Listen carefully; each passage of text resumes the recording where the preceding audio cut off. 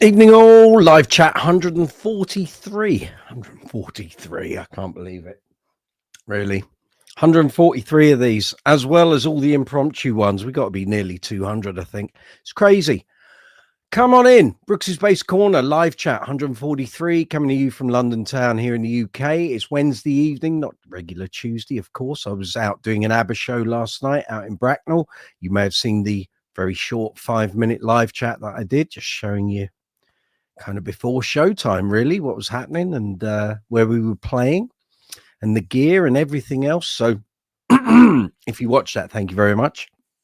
If you've got any questions about bass guitars, bass amps, bass effects, great bass players, strings, accessories, cleaning materials, cases, gig bags, anything to do with bass playing, great bass players, or you want to talk about albums with great bass players on, come on in. You're amongst friends. Visog, good to see you.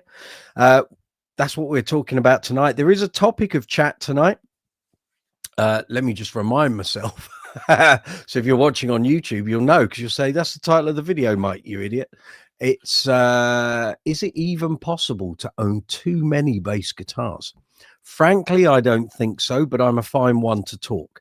But if you'd like to discuss this and we can talk about bass collections and what have you, feel free. It's what we're here for. We've got another couple of these leading up to New Year. It'll be back on Tuesdays from next week at 8 o'clock. Wednesday tonight, because I was out on ABBA last night. But then from January, we're going to move over to Sundays, Sunday evenings here in the UK. Hopefully that will help people in other parts of the world. If you want to come and join us on Sunday evenings rather than Tuesday evenings when people are coming home from work and what have you. I know people have things to do at weekends as well, but Sunday might just make things a little easier for some of you out there, wherever you are on the planet. But like I say, that will be happening from about January, start of January. Once we get past Christmas, I've got a week off where I'm going to try and reorganize some bits and pieces here on the channel, do some different things, maybe change a bit of the presentation.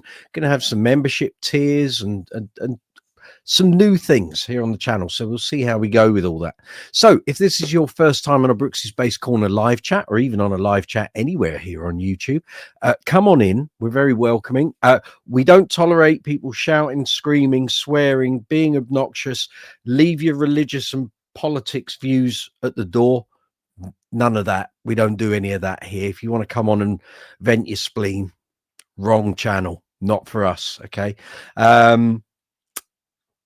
Yes, so if you've not been here on a live chat before, this is the video window, of course. Hi, evening, welcome. If you're on the mobile app, live chat windows directly below. If you're on the desktop version, it's that way. So you'll see messages pop up. You'll see Visog's message there. At the bottom of that window, you'll see a rectangle that says chat or comment or post a comment, what have you. Put your cursor or insertion point in there. Type your question or your comment, press send. It'll appear here in the live chat window. Once it's there, then I can respond to it. Other people here on the chat can also respond to it as well. At the bottom of that live chat window, next to the rectangle for the comment, you'll see an emoji icon. Feel free to give that an absolute pummeling. The more you bash that and add emojis to the chat, helps me, helps the channel, helps this video. Please give the video a thumbs up in advance if you're watching, or even if you're watching after the event. Thumbs ups make all the difference, and we'll come back to that in a second. So feel free to hit the emoji icon. Next to that, you're going to see a rectangle with a dollar symbol in it. That's called Super Thanks. It allows you to make a donation to the channel if you wish to do so. You don't have to. The videos are free to watch, but we are a monetized channel. Like I say, you don't have to pay to watch the videos, although certain things might change in the new year. We'll see. But if you wish to help the channel carry on going, helps to pay for everything. So all the subscriptions, vidIQ, StreamYard, which is the platform we're broadcasting out on. We're going out on Facebook, YouTube, and Instagram tonight. All the microphones, the lights, the stands, the leads, the effects boxes, all the gear, the amps, the basses, the cleaning materials, the whole caboodle. All of that comes straight out of my pocket. So if you want to help the channel, keep us going, use Super Thanks. There's also another facility that exists underneath the video. So you're going to see the thumbs up and thumbs down. Please give the video a thumbs up, and I'll keep reiterating it throughout the night. It doesn't cost you anything to hit that thumbs up. It's free. All you got is a mouse click or a tap on your phone screen or your tablet screen. If you give the video a thumbs up, it helps push the video through the algorithm, and YouTube will then farm it out to more and more bass players and musicians and what have you. Then we have more knowledge to call on when we're doing the actually doing the chat. That's the general premise. So thumbs up are fabulous. If you're going to give it a thumbs down, then please leave a comment in the comment section. Just tell me what you're not enjoying or what doesn't work for you, because I can't make the videos any better if I don't know what the problem is.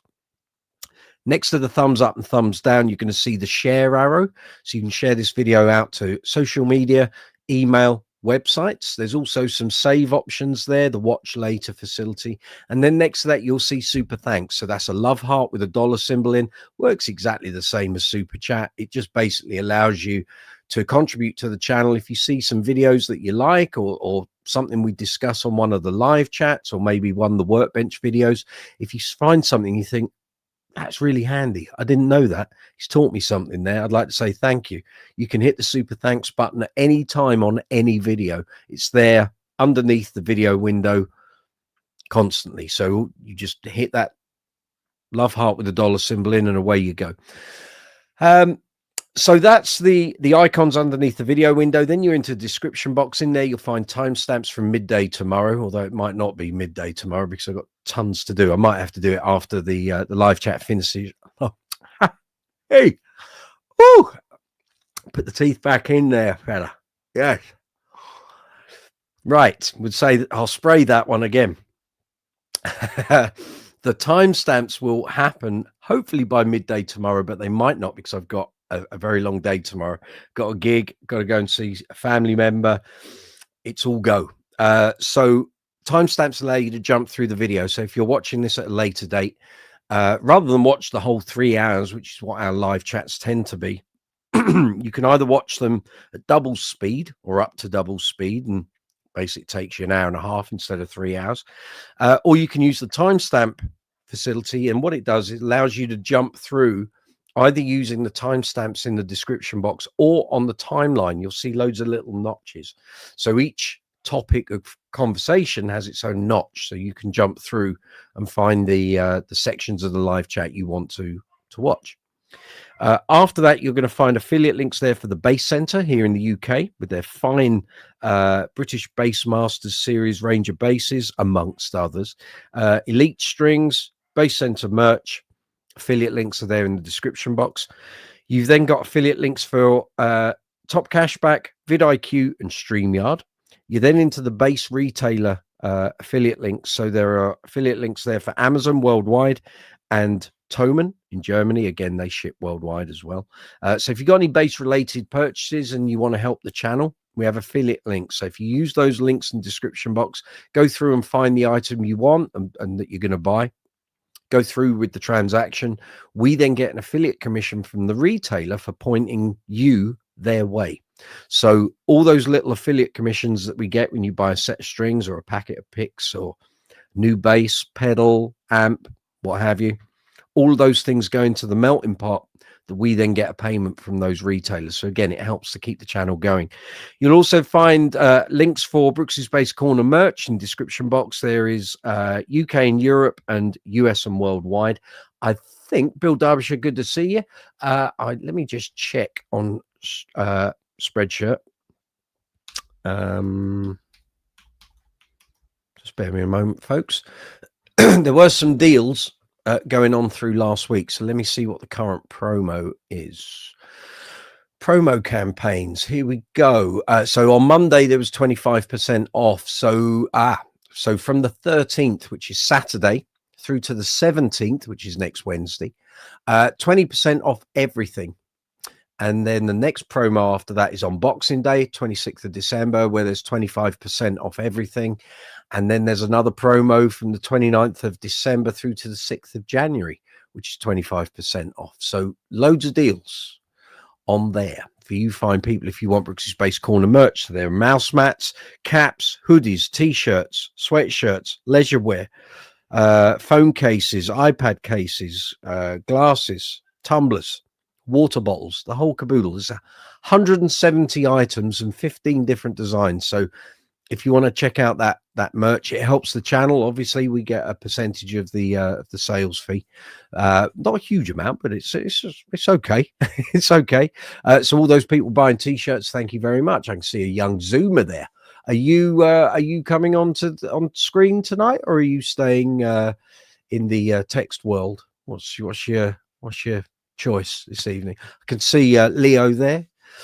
You still got that wrist in a brace. I'll come to you in a second. So it is 8:10 here. So we're live chat 143 on Brooks's Bass Corner, come to you live from London town here in the UK. So as I said, tonight's topic of chat is, can you ever have too many basses? Personally, I don't think so.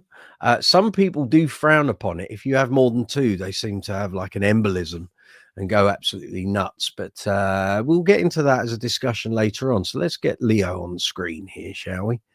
There we are, young man. Mike. Hey, everyone. You good? Right, great. Show them. It's too much speed slapping. That's what's caused that. Yeah. You go too fast. How's it going? Is it mending? Not quite. I saw that my wrist has like doubled in size, and I was like, that's not great. So inflammation and swelling. Yeah, so I think when I get my appointment in like 8 days, I'm gonna have a plaster, which you know, plaster for Christmas vacation isn't great. As I said to you in your message, ice skating and bass playing don't mix. You won't be going near an ice skate park for a while, I can tell you that. Yeah. In fact, I don't think I've ever been on one. And at this time of year, certainly with all the gigs I do, but once it starts getting cold and icy, and obviously I walk my dogs, so I've always been very, very careful. Nearly gone over a couple of times when walking dogs, hit an ice patch and your feet give way, and you suddenly think, I've got a gig to do tonight. I don't want any stress fractures. And you've gone and done it. Yeah, but usually it goes great, but this time it hasn't gotten wet. But it's so how did, let the people out there in YouTube world know, how did you do it? So basically I was ice skating, obviously, like every Christmas, but this time there was a little 6-year-old kid, and he thought he was on a bowling court instead of ice skating, and he decided to run over all of the people, and he was and I saw him coming near me, and with such a speed, I was like, oh, oof, it's not gonna be great. Wrong. And he tried and do like to stop, but it ended up he like really hit me, and I fell, and it wasn't a great sensation. Like, and so did you put your hand out as you were going down to sort of brace the fall? Right. Okay. Yeah, usually it's like this, but I had the very bad like reflex to put my hand on the ground, which isn't the thing to do. No. And he didn't say sorry. I mean, he walked off just after. He's all right. He's all right. But as for me, you know, and I don't know. I think he doesn't play bass, so yeah, he doesn't understand like the consequences of. I know you're a young chap, but you might want to consider getting some calcium supplements to try and promote it mending itself. I mean, you could sit there and drink gallons of milk, but that's probably, you're not going to feel too great. But a calcium supplement. Actually, I drink a lot of milk. It's one of my favorite drinks of all time. Fair enough. But well, hopefully you'll be on the mend. But I hope. As I said to you, use this time while you're not playing to do other musical things, like finding influences and listening to albums and create a little journal for yourself of songs that you discover that you think you might like to learn. Yeah, but Be productive. the wrist thing, it's happened at a bad time because I Mhm. have my first rehearsal with the funk band I'm creating, which obviously I'm not gonna play. I'm just gonna like do Not in direct the and say, foreseeable. yeah, yeah, and yeah, I got Christmas gig coming up. It won't be happening. Like, Mhm. yeah, Oh well, I, it's a little lesson for you. As a musician, you kind of have to. It doesn't matter how robust you are. I've known people who are quite yeah, rugged and muscly and end up having the like freak accidents, and they're out of the game for months. You know, I knew a drummer who completely wrecked his ankle. I think he dislocated it, and the foot was pointing the other way. And you know, ankle's fairly important for a drummer.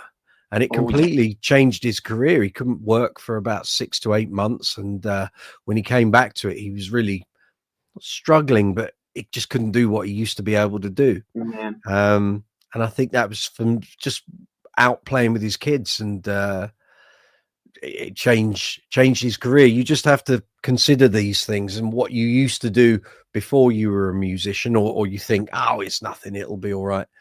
The weirdest things can happen. DIY is a good one, when people go through their thumb with a drill, and things such as that. You know, it's not great. So be careful. You know, see yeah, young Richard there. Bring you to screen. He's got his microphone all ready. Here we go. There we are. Afternoon, evening, Evening, sir. afternoon evening, for Yeah. some people. Hi, Leo. Evening for us. yeah. Leo, just show Indeed. him. What's that? It's called Oh, disgrace. oh dear. My wrist is broken. Cycling, skateboarding, No, ice skating. ice skating.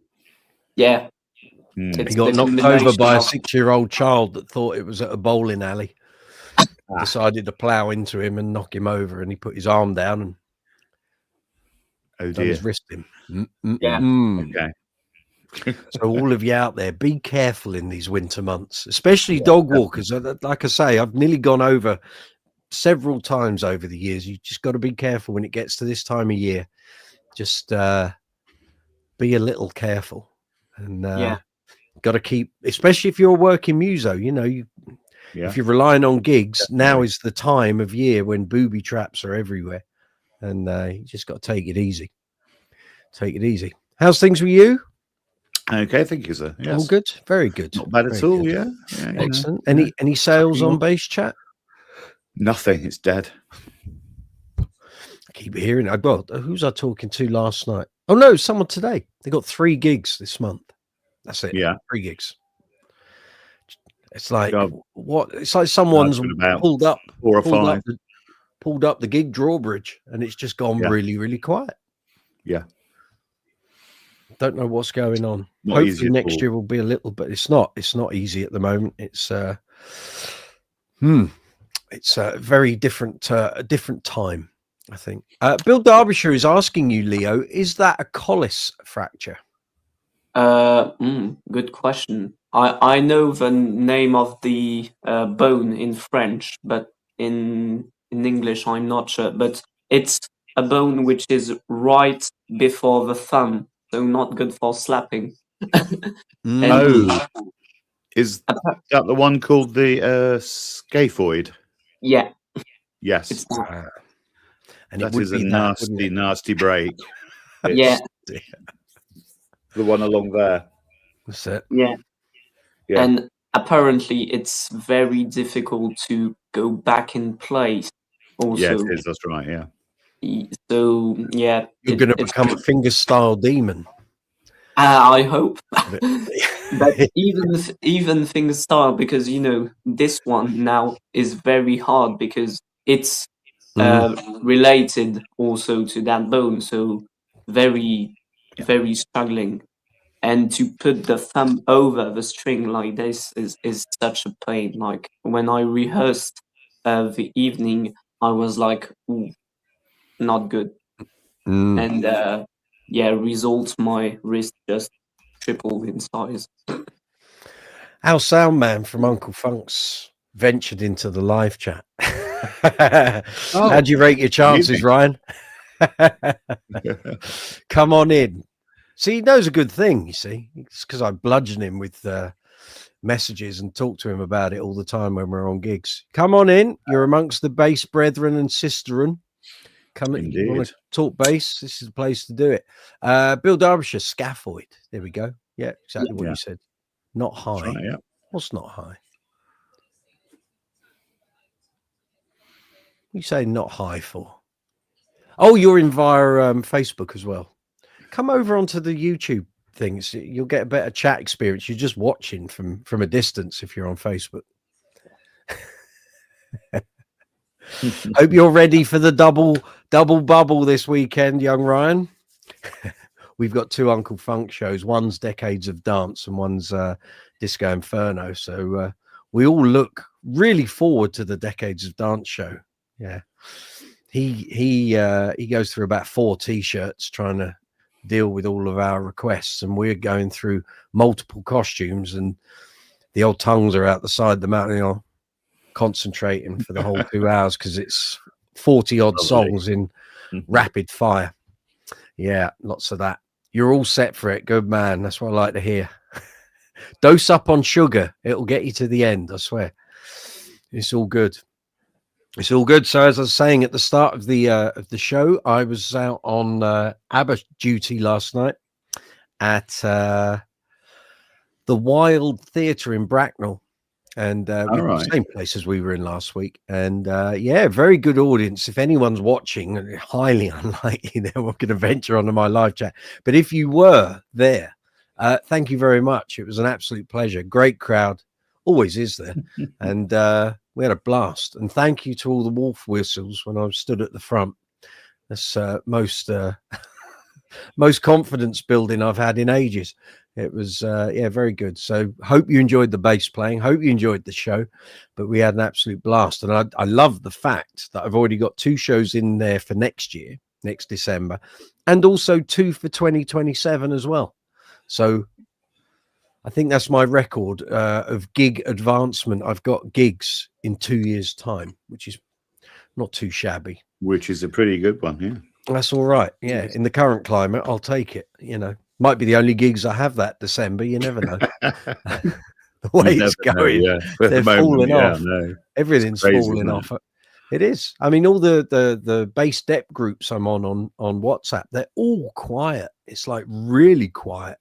1 or 2 have popped up on one of them, but the rest, it's like no one's depping anything out because there's nothing for them to go to otherwise. They're all in their in their bands and doing it. It's only if someone's ill or, well, heaven knows, there's plenty of flu going around at the moment, but unless someone's ill or there's a problem, there's not a lot of free work going. But it is what it is. It is what it is. So as I said, tonight's topic of conversation, if you wish to discuss this, folks, is it even possible to own too many bass guitars? Frankly, I don't think so. I thought that might be your answer. But yeah, we're going to discuss that. So, I mean, for years, it was always rammed home to me that if you wanted to be a professional bass player, you had a Fender Precision, you had a Fender Jazz, you had a Music Man Stingray or something of that ilk, so active with humbuckers. You have a fretless, you have an electroacoustic bass, and then if you're really up for it, double bass work.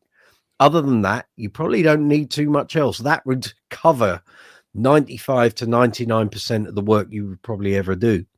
And then you look at it, and there's so many different variations of bass out there, so many different brands, permutations, PJ basses, double humbuckers with a split coil in there or a single coil in the middle.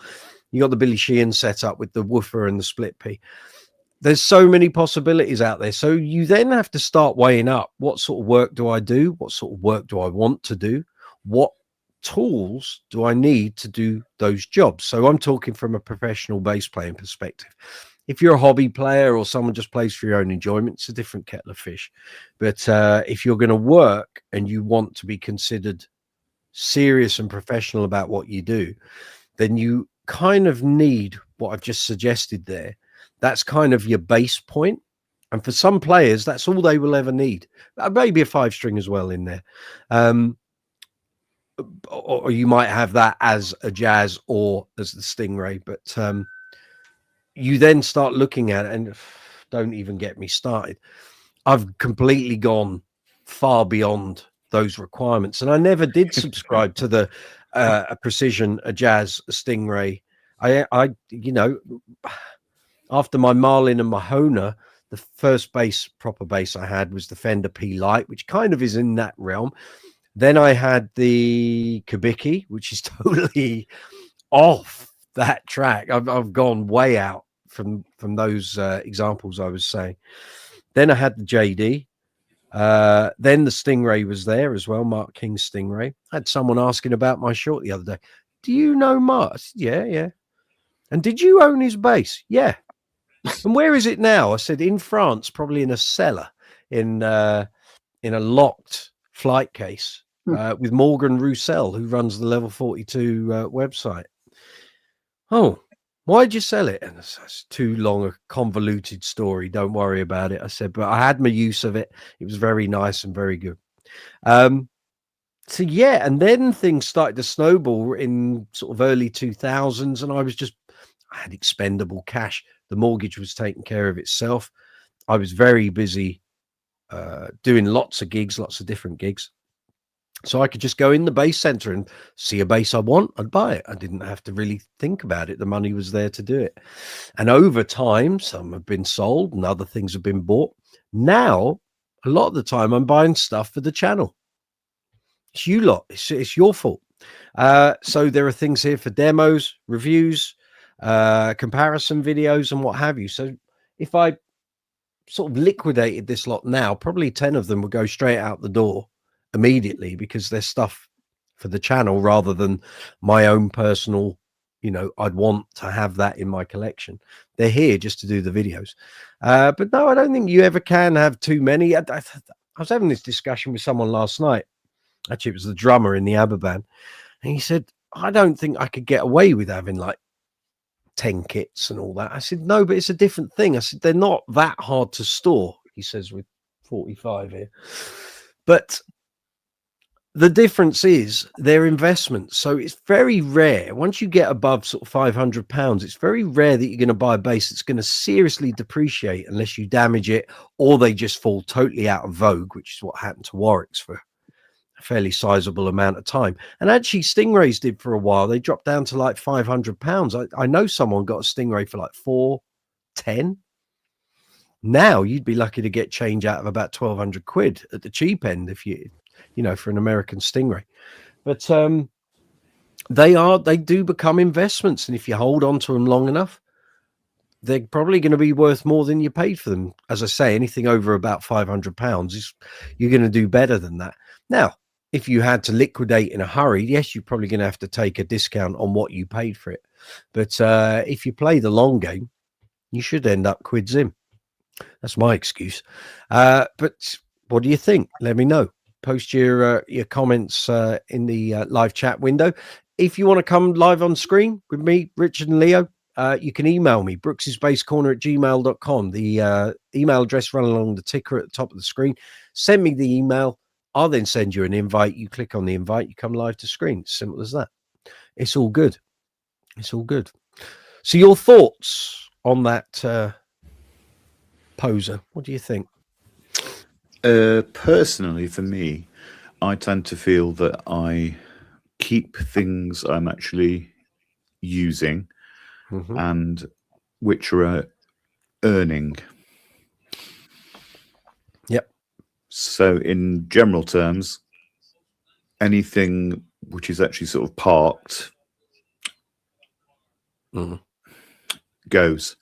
Tends to go. So what's your active stable? How many bases would you say? Active stable, Status S2, Status Stealth, GB Spitfire, and a Jazzes. Fender Elite Jazz. Yeah. So four or five. Okay. And the Court Space 5 as well. Yeah. Okay. A double bass? Yes.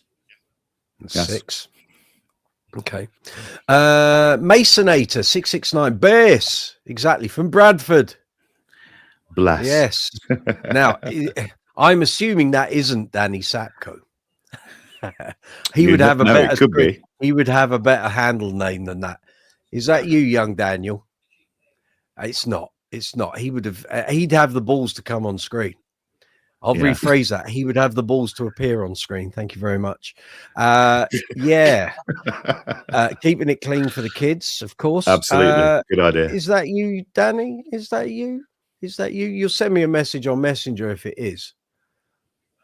But if you want to appear on screen, email me, brooksysbasscorner@gmail.com. I'll send you an invite. You can appear on screen. How about that? Come and tap into the folks who've watched your short on my channel. The most watched video I've got here on the channel is a 22-second example of him fanning about with a 5-string 1960s Fender. But yeah, okay. So so that's about 6 in your collection. That's earning in the actives, and then I've got about 3 or 4 others as well, which are all passive. So here's a question: the Quartet Space Bass, that's a 4-string. Yes. No. Why would you? 5. 5. Okay, right. I was going to say, why would you ever choose to use that over a Status Stealth or Series 2? The only thing I could think the answer is you would no. You would. I wouldn't. But you would use that maybe on a pub gig when you wouldn't want to be taking the Status out. Perhaps that's one idea, but in general terms, it's actually light, and I use it as a bass to actually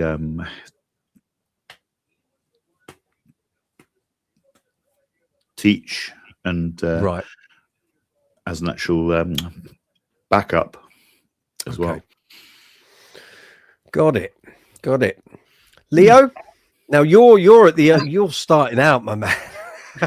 So you haven't even ventured into the world of salubrious establishments and such like. So you haven't really got soaked and drenched in the world of professional playing. But what do you think? I mean, what I've just said about having those familiar names, if you like, having a Fender P, Fender Jazz, Stingray, what would be your outlook on that? Certainly from someone of your age. So we might have younger people watching this and they're going, I don't know what any of this is about, what they're talking about. But for you, does what we're saying make sense? Yes, I mean, but I think for me, you get the instruments you like, and also more bass is always better. But like Rich, you pick the one that you actually play. Well done. And trained him well, haven't we? I think so. Mean, a work in progress. I mean, I sell the bass that I'm not gonna use, like my Fender Jazz and my old King bass. I don't use them as much as I used to do now, and I prefer that they are in good hand to people that are gonna play them. And have you sold your Jazz? Not yet. Oh, okay. We lowered the price, and my dad just found he had a Fender Flycase in tweed, so we're gonna sell the bass with that as a supplement. See, you're coming at it from an angle that I did when I first started out. So I used to take my Kabiki everywhere because I thought, oh, this will impress people. The fact it was pink was probably a bad idea. But also that would have been the start of the 90s. So I'd come up from university and I was going to auditions for bands and stuff. And I didn't know this whole, you had to have a Fender P, you had to have a Fender Jazz, you had to have a Stingray or a bass of that ilk in order to get the gigs. And it only became a reality to me when I was doing more and more auditions, playing my ass off, doing the gigs, knowing I could easily do and be parts of the band or bands that I was going to audition for. And they just go, wrong bass, mate, wrong bass. And I've seen it happen to other people as well, turning up to a gig with like a 6-string Yamaha when a 6-string was not what was required. And as soon as people see it, they go, it's all right, mate. That's not what we want. But it happened to me a couple of times with the Kabiki. Now, what you're saying about you want to use the basses that you like, I totally get that. And that's the position I've been in. Use the things that I think sound good. You will experience, and I've been having a bit of an ongoing battle with people who've been watching the shorts this week. If you don't know, I've sort of spliced up the collection video, and I've been putting out shorts every day for the past week and a bit. I've had a load of people comment. So the original video has been up for nearly 3 years. I put a short up of the Fender, the Marcus Miller Jazz, and in that video, I say, and I know it happened because I was there. I was there as it happened. And I've had a lot of people disputing that what I say in the video actually happened. It did happen. I was there. Okay. I've got no proof of it. It was just said in the moment. And basically people are, what happened was I turned up with my T-bass. I did the session. It was back in the early 2000s. I used to do loads of things like this. So you do covers gigs. Some guy come up to you at the end of the night, go, mate, I really like your playing. Do you want to come and do some recording?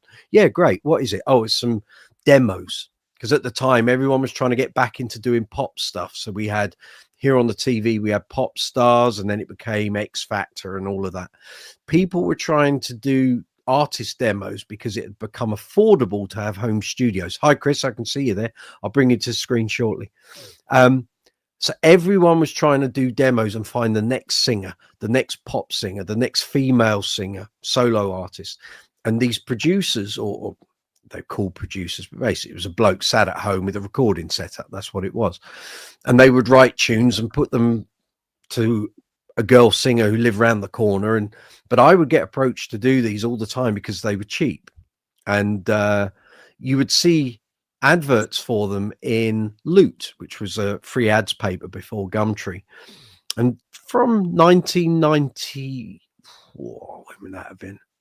About 97, 98, as things like Cubase and Logic came down in price, the PCs were more powerful, so they could work from, people could do it at their home instead of hiring a studio or what have you. And you turn up for these things, you'd literally meet the producer at the door, go, hi, mate, right, I'm just going to play the track. Yeah, have a listen, right? And this is this is like the guide. And you go, okay, right, okay. Write out a little chord sheet and and you play it and say, yeah, can we do another take? You might do 5 takes of each track. They keep all 5 takes because that's what they could have on their screen. You weren't limited by tape. They do that. You maybe add a few fills, maybe an intro. There might be a solo section. You do it. The guy go, yeah, I've got everything I want. Great. Okay. Have you got an invoice yet? There you go. Thanks. There's your money. Right. 50 quid, Tar. Thanks. Bye. And that's it. And you would go back out the door and you might then do another one later that week or what have you. So in this video, I've said, this is what happened. I turned up, met the guy. He'd seen me on a gig. So come and do some demos. Said, yeah, lovely. Where you based? Wood Green. Fine. Yeah. I'll get the tube up. Negotiated a price. I think it said 50 quid and it was £5 for the travel, for the transport. And I turned up. He played the tracks. I sat there. I did it. I had the T-bass, played it all. He's listened to it all. He wasn't really paying much attention to me where I was playing. He was more interested in sort of doing all the stuff with the software. And I thought, okay, that's fine. I said, anything else you want me to do? He said, no, tracks are all great. And it was just as I was taking the bass off, because he could see it was a jazz shape and he could see it had 2 single coil pickups, but he hadn't paid any attention to the headstock. And he went, oh, I said, what's the problem? He said, your bass hasn't got Fender on the headstock. I said, and what's that got to do with anything? I said, tracks sound okay? Yeah. I said, playing okay? Yeah. I said, done everything you want? He said, yeah. He said, but you haven't got Fender on the headstock. And I'm like, we're not being filmed. It's not photo. We're not doing a gig. It's not on TV. I'm just in your studio. I said, what's the big deal with the Fender thing? He said, well, no, I like Fender tones. I said, but you quite happy with what I've just used? He said, yeah. Now, I know people are disputing this and going, oh, that never happened. That's the bizarreness of it. That's how totally bizarre it is. That he didn't mention any of this until the end of the session. And I said, why has it got to be a Fender? Well, the best bass tones come. I said, but it's only me and you here in the room. What's the big deal? He said, well, you know, I just wanted it to be a Fender. I said, did you not check it before I? He said, well, it looked like a Jazz to me. I said, well, it's like a Super Jazz. No, I want like a passive one. I said, well, I can just make it passive. I can turn the EQ off. He said, yeah, but and he just had this bee in his bonnet. I don't know why.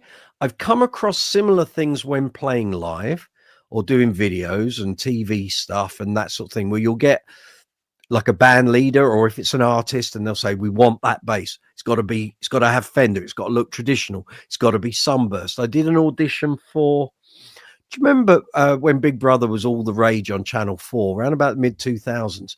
They used to have, I can't remember what it's called, but it's like the forerunner to a program starting, and they would have a little comedy clip, and they'd say, oh, this is Channel 4 and here's Big Brother. And they had a bunch of guys in purple suits with white shirts, like an old 70s disco band. Mm-hmm. And they had afros, and the bass player had like a big blonde wig, and he stood there and he just shake his head and move from side to. I went for the audition for that, and all I knew from the agency was just turn up with a bass. There's no preconceived idea. They're going to be supplying the instrument for the filming. They just want people that kind of look right. So you're going to have to put on like an afro and sunglasses, and they'll pick from that. And I didn't get it, but I mean, there was about 40 people there for the bass bit, and they take some photos and film a bit of a roll of you playing, and that was it. I took my I didn't take the Stingray. I'm trying to think, what did I take? I took a T-bass, Seafoam Green T-bass, which I thought, well, it looks kind of vintage, but it was clearly too modern. No one said anything, so I'm just guessing I didn't have the face that fitted for the thing. But you do get that where people go, oh, well, it's got to be this. It's got to look how we want it. If you haven't got it, the choice is you either go and buy it, hire it, borrow it, or you're not getting the job. So for all those people who've been saying since that clip went up, I think on Sunday, that didn't happen. Well, yes, it did. And what was the outcome of it? In the end, I said, look, there's the tracks. If you want me to go and get a Fender, I'll get one. I'll come back and we'll do it again. He went, no, tracks all right. He clearly had this vision in his head of what he wanted the perfect session to be. And it would have been someone with a vintage 70s jazz or a 62 jazz. And I said, I'll redo it for you. And he was like, no. He just paid me 55 quid. And that was it. And I went, and that was it. And I've had people going, well, who was it? Who was it? His name was Solly. He was a big black guy. His name was Solly. I didn't work for him again. Take that how you find it. Either that's a good thing or a bad thing. As far as I'm aware, someone I knew that knew him said he relocated back to Bermuda that session was early 2003. So it would have been around about autumn. Yeah, October, November time in 2003. He was from Bermuda. He went back. I've never heard of him since. He might be alive. He might be dead. I don't know. All I know is I turned up, I did it, I got paid, and I went home. That was it. But they were just artist demos. There was in my head, there was nothing important from my end about it. As far as I know, it never went on to be anything that was bigger than that. It wasn't a single. They were just artist demos for female singers. That's all it was. Very poppy, very run of the mill for that time. It was nothing about it stood out. Clearly the guy had just written a load of tracks, had some demo bass lines, and wanted a real bass player doing it rather than it being done on Cubase. So that was the story. But that's what can happen. You get these people and they have it in their head, it has to be this, and it's like, well, it doesn't. Indeed, yeah. You know, and what you're suggesting as a tone probably isn't. You know, for the stuff I was doing, a jazz or a precision would have been fine. Stingray was what he wanted. He wanted that kind of chic infused late 70s disco sort of bouncy humbucker tone. Snarly, yeah. I'd have thought he'd have been more averse to what strings I was using, whether I was using flats, half wounds, round wounds. He didn't care about that. He was quite happy with it all. But again, sometimes you walk into these things, the people you're working for, either you've never met before or you never will meet again. Just go in, do the best job. If you get paid, you've done the job. Get out of there. It's not your realm. It's not your environment. Let them, if they've got issues and you don't know what's going on in their life, they might be doing a session that day. They've had an absolute arse of a morning. I don't know. None of my business. You've asked me to turn up. I'll play as best I can, give you what you want, and you give me some money and off we go. You know. So as I say, for all those disputing it, I don't care. It happened. I was there. I know. I can see a load of messages. I'm going to bring the lovely, effervescent Chris Morey to the stage. Welcome, Chris. First time here live. Richard, Chris, Leo, Chris. There you go. Evening, Chris.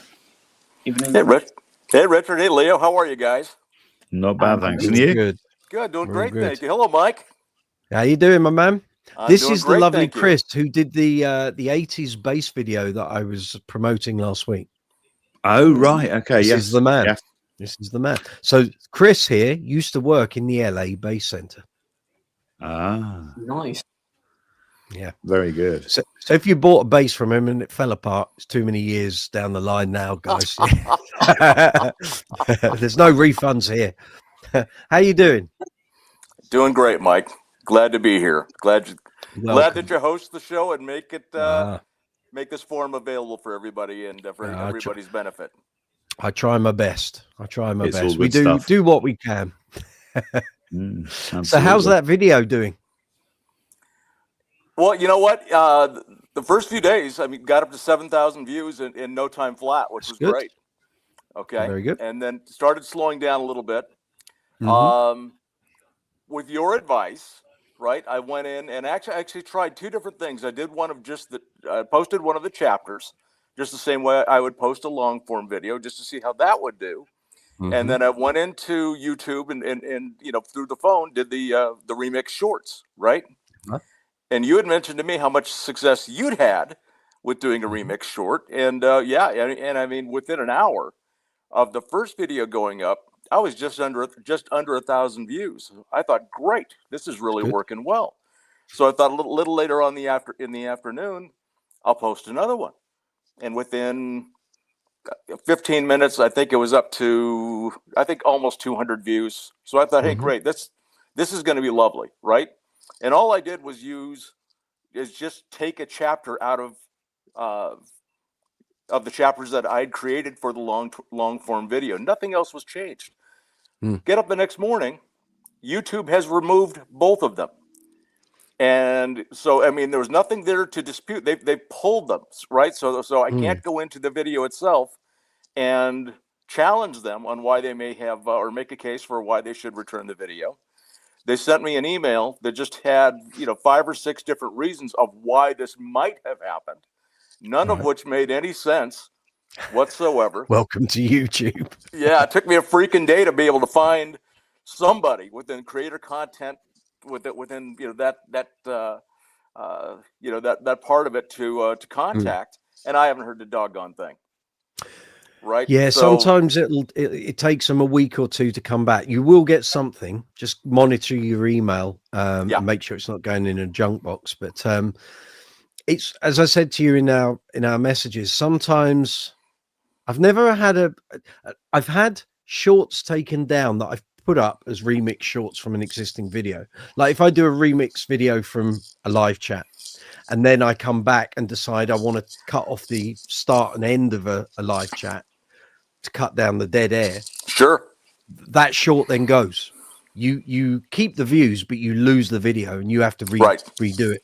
Right. So if you do any editing on the master video, that any shorts relating to it will go because they're not part of the original length that the video was.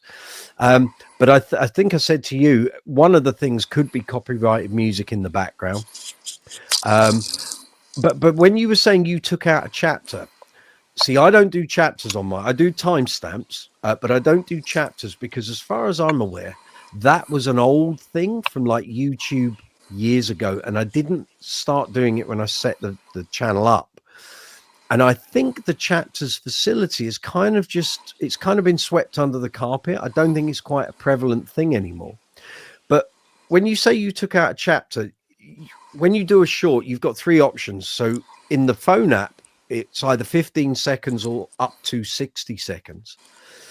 but you can actually create shorts that are up to 3 minutes. And I'm wondering if somewhere there, the app has, thrown its toys out the pram and got confused. So how long was the clip you extracted?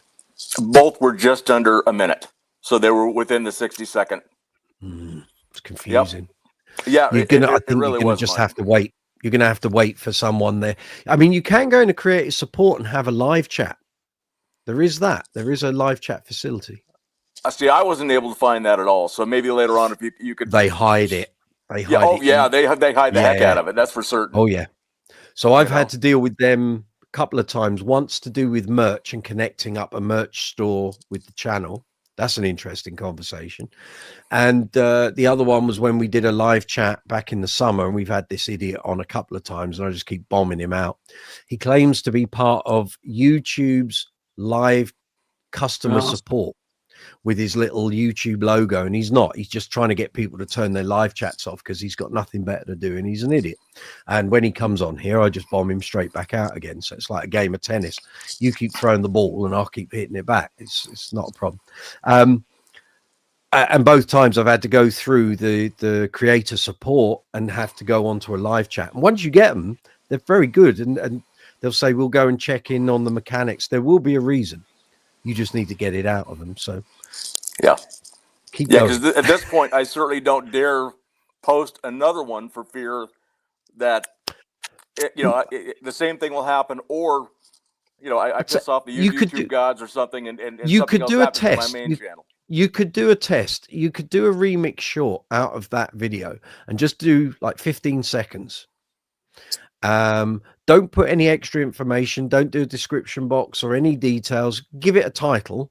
And like I said, in the title, put #shorts and see what happens, and give it a couple of days and monitor it and see if that one gets taken down. If it doesn't, then like a 15-second cut is nothing. It's right. It's nothing. So it'll either work, and if that gets pulled down, then there's obviously something intrinsically relating maybe to your YouTube account that they've got an issue with. I don't know what.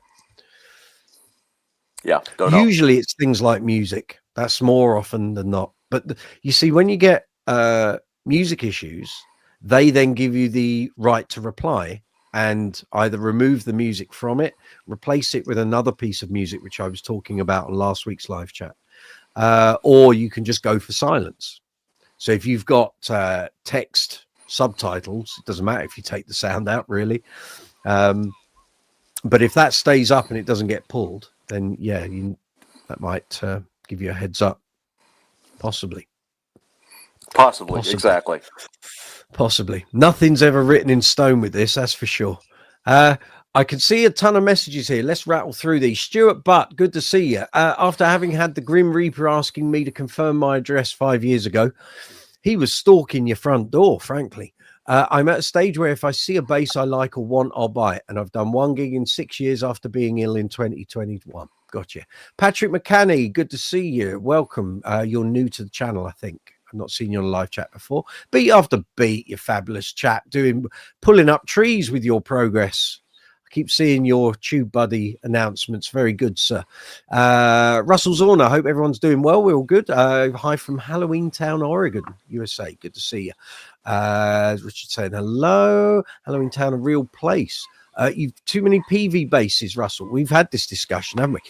Because I was trying to collect a set of TL4, 5, and 6, but I've told you that, so you can tell us it again. We have newcomers here. You can tell us that again. Halloween Town is as real as the Goonies 50 mile up the way. Very good. Hossein Tavasoli, good to see you. Welcome. Talking bass guitars, my man. If you want to join in the conversation, feel free. Russell, we got the Twilight House too. Sounds like a great old place where he is. Beat after beat, we have a Hell, Michigan. My word, here we go. It is a real place. Russell Zorna, Takeland, Washington exists. Well, all right, let's not get political here. Richard, you can believe that about Michigan. I haven't been there several times. There we go. Russell, I should have spreadsheet and video clips up in a couple of weeks. This is regarding Russell's collection, potentially for sale. For those who want more stuff, you might even get rid of the SWR red face. You mean redhead? I get you. I know what you're talking about. Beat after beat. Really, you've been to my state. There we go. Russell, here you haven't been to Michigan until you cruise the Upper Peninsula. There we are. It's like people not realizing just how different places New York City and upstate New York is. I know because 11 years ago, I was in New York to interview the guys from Aguilar, Dave and Stuart Spector. And we obviously were staying in New York City. And on the Sunday, we'd only come in the night before.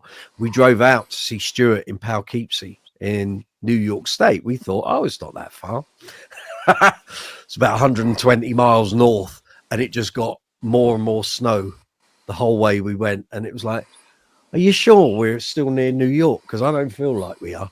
And it was a bit crazy. So you do realize New York State is a very big place. It's not just what the city, it's everything else in the surrounding huge, area. isn't it? Yeah, that's right. It's just a little big. Yeah, that would be a holiday in itself.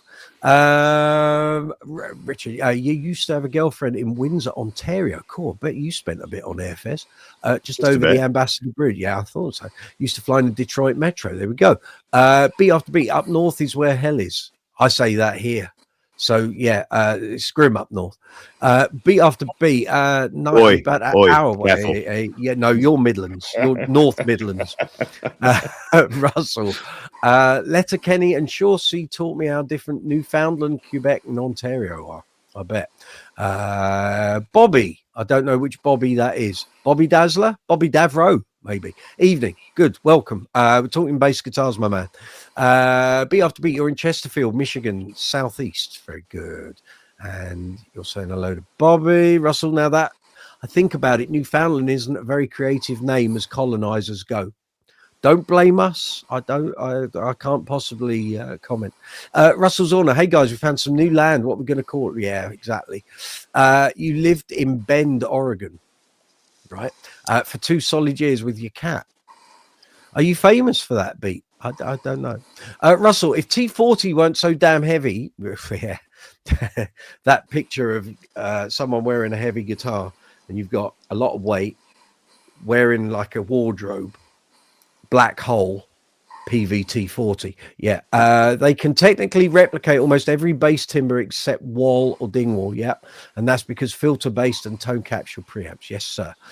Beat after beat. What is this guy talking about? Don't worry. No, Russell's a cornucopia of fabulous bass information. And he types very quickly, unless he's doing it via voice recognition, which he might be. But he talks really quick, so it's all good. It's all good. Hang on there. Scroll down. You'll be back off to physical rehab. Very good. Need to clear the racks here soon. You take it easy, Russell. We'll see you soon. Health is wealth. Quite. Agreed. T40. You need an adamantium spine in order to play. I get you. Yuvraj, what's the topic? We're talking bass guitars. Title of tonight's video: is it even possible to own too many bass guitars? Frankly, I don't think so. Leo, we've heard you. Richard, we've heard you. Chris, can you own too many bass guitars? Oh Lord. And feel free to be contentious. We're all for that. Yeah, I don't think you can. But then again, I see some of the information on people who have hundreds, and it's just crazy. As a matter of fact, one of my old customers who hit me up, I actually included. He actually owns 2 Rickenbacker 4002s, and we actually reconnected because I hadn't seen him since the 80s, early 90s, and yeah, I believe he owns, I think, somewhere in the ballpark of 125 or so. And I think the most I've ever owned at one time is maybe 15 or maybe 20. Right. Yeah. But yeah, I can't imagine. I just can't fathom that. So anyway, yeah, our much missed friend Mr. Nick Smith had in excess of 125 at one point. My friend Gary, evening Gaz, if you're watching, he's never here on our chats. He's got to be pushing towards 100, maybe more. And it's like, I mean, I'm already going, I need to make some room soon. And but they're there, aren't they? It's it's always fun on the channel. Yeah. And heck, if you can store them, great. If you've got the room, that's the deal. That's the deal. right? Yeah. Any of us folks who collect anything, right? As long as you have the room to store it, your wife's okay with it, whatever That's the case it. is. And you can wonderful. afford the insurance. Yeah, exactly. You know, It's when the insurance exceeds the value of what you've paid. You start Yeah. going, actually, yeah. But there we are. Richard, is it possible in 2 minutes? Yep, that's fella. James, good to see you. Thank you for your comment on the shorts earlier. Well done, sir. Instagram. Yeah, Instagram's about to disappear. There we go. I know last week, Zoomer, I know you're listening. You said, oh, the chat's gone. I think you were listening on Instagram. And so when it comes up after an hour, and I don't go in and renew it anymore because we don't get any feedback through from Instagram. I think that's what you were referring to. The chat didn't stop. We're still here. So if you're watching on Facebook or YouTube, we're still going. It was just the Instagram feed that stopped. Keith Doherty, good to see you. Happy birthday for the other day. Was that yesterday? Monday or yesterday? Happy birthday, sir. Everyone's saying hello. Cascaval 42. Thank you for all your comments and chat that we've been having on the shorts. Thank you very much for all that. You were listening to the full Hammersmith level 42 gig today after chatting with you. Superb, isn't it? See, I told you. I know my onions. That is a great gig, and as I said on that video, Mark's use of the status matrix on that is probably one of his best bass tones, in my opinion. Other people may disagree, but to my ears, and I've listened to that gig multiple times, and I saw 2 shows from that tour, one of them very, very close up on the first night when he pulled the matrix out. He didn't use it for the whole gig. He used it on about 5 or 6 tracks. And I remember going, crikey, that just is a different level. But there we are. So I'm glad I opened your ears to that. Very good. Beat after beat. A lot of people go there from all over the world. What are we talking about? You've cross-chatted there. Zoomer, heading into a meeting. Hopefully back soon. No problem, my man. Bobby, any preferences, Nitro or Poly? Richard? Yes, sir. Preference, Nitro or Poly? Nitro on a passive jazz, definitely. Okay. Because the actual Nitro is more sort of porous. Yeah. And the actual sound just floods out of it. So why didn't Rob Green use Nitro on Stay Time? Because they wouldn't have had their legendary, what do I call it? Signature character. Being tough. Mm-hmm. Yeah. Correct. Yeah. I've often thought, why didn't he just do a gloss coat on the neck and did Poly on the bodies? Odd, isn't and it? actually, I've got a status the other way round. So it's got a gloss body, not a Nitro neck, but a matte satin. Right. Yes. Yeah. Because the person that originally spec'd it out, that's what they wanted. And I remember when I went to try it out before I bought it off the third owner, I was like, it's a bit strange. And he said, well, it's absolutely. just what it is. You get used to it. The only problem is you sweat a bit, and that matte satin gets hyper slippery. So in some ways, a poly finish actually gives you some grip. Yeah, it does. People always say, oh, no, if I have a gloss neck, I have a poly neck, I'm sliding all around the place. If you sweat a little bit, you won't. It's like, it's almost like the same way that road sounds work. There's like a little, it's like a traction. That's what I'm looking for. Traction. So you've actually got something to grip onto. Yeah. Chris, what are your thoughts? Go on, Richard. Sorry. Go. No, go. In actual fact, didn't Rob used to mix the polygloss with the graphite binding sort of possibly resin? Possibly. I've never heard him say that to me directly, but to be honest, everything that went on in Status Graphite Enterprises, anything's possible in there. So he probably did multiple experiments and what. Let's be fair.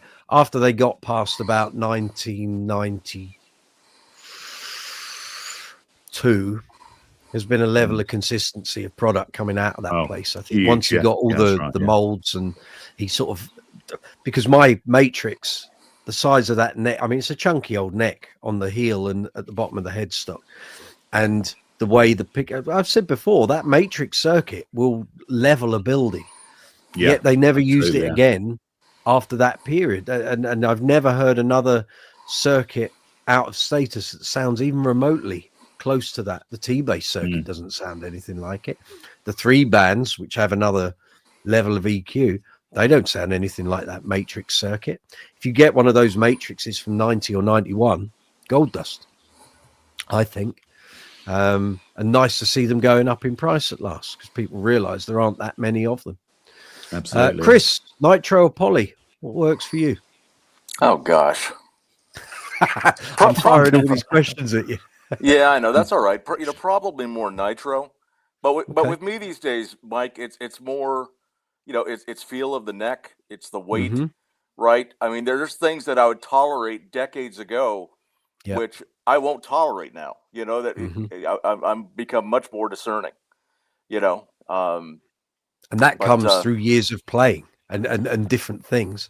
And when you're at the bass center, I mean, I always thought that for me, going to a visit to the bass center in Wapping was like going to school. So you'd go in there because you never knew what was going to be in there. And I've said before, you could go in there on a Monday and go again on Friday, and half the stock's gone, and another load has come in, and it's like sit there, play all these different basses, and in your head, it's almost like a reference library. And you can try all these things out and see what works and what doesn't. And if you didn't like that Warwick, then try that Warwick over there, because it's got a different pickup and a different circuit on it. You'll hear the difference when you can A/B stuff. Line up 5 basses that are all made by the same manufacturer.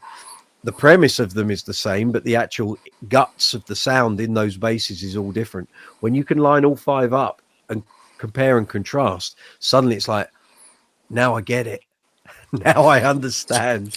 Well, and remember too, Mike, Barry had something very unique, because it wasn't just the retail side, right? Barry was actually the distributor for a lot of those brands. So I don't know how much cross-pollination that they had between what was on the retail floor and what was actually there on the distribution side. I've never had that conversation with Barry, but I think a lot of it was I think a lot of it was what they could get. Because you got to remember, back in those days, especially the smaller luthiers like Kubicki, Ken Smith, the joy of those instruments and those makers is the fact they weren't pumping out 1,000 basses a month. You might get 3 a week if you were really lucky. Richard will attest. We went up to JD in September, and they were happy if they got 2 out a week. And they've actually got such a backlog now.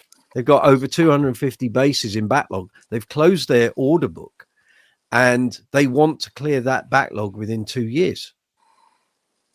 So I think the bass center would basically place orders, and maybe Barry would spec out basses that he wanted manufacturers to build, and within a year they would appear.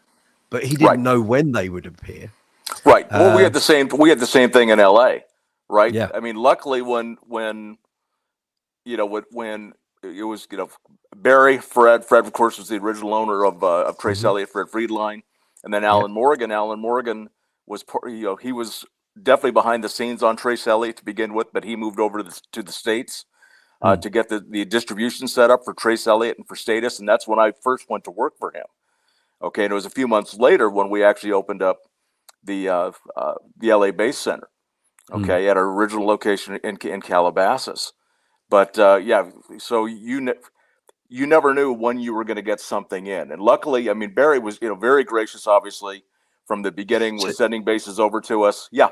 So did you guys place your orders, or was it all done from Wapping, and they would order and then say it's being delivered to there? Were you guys independent of your ordering? We were.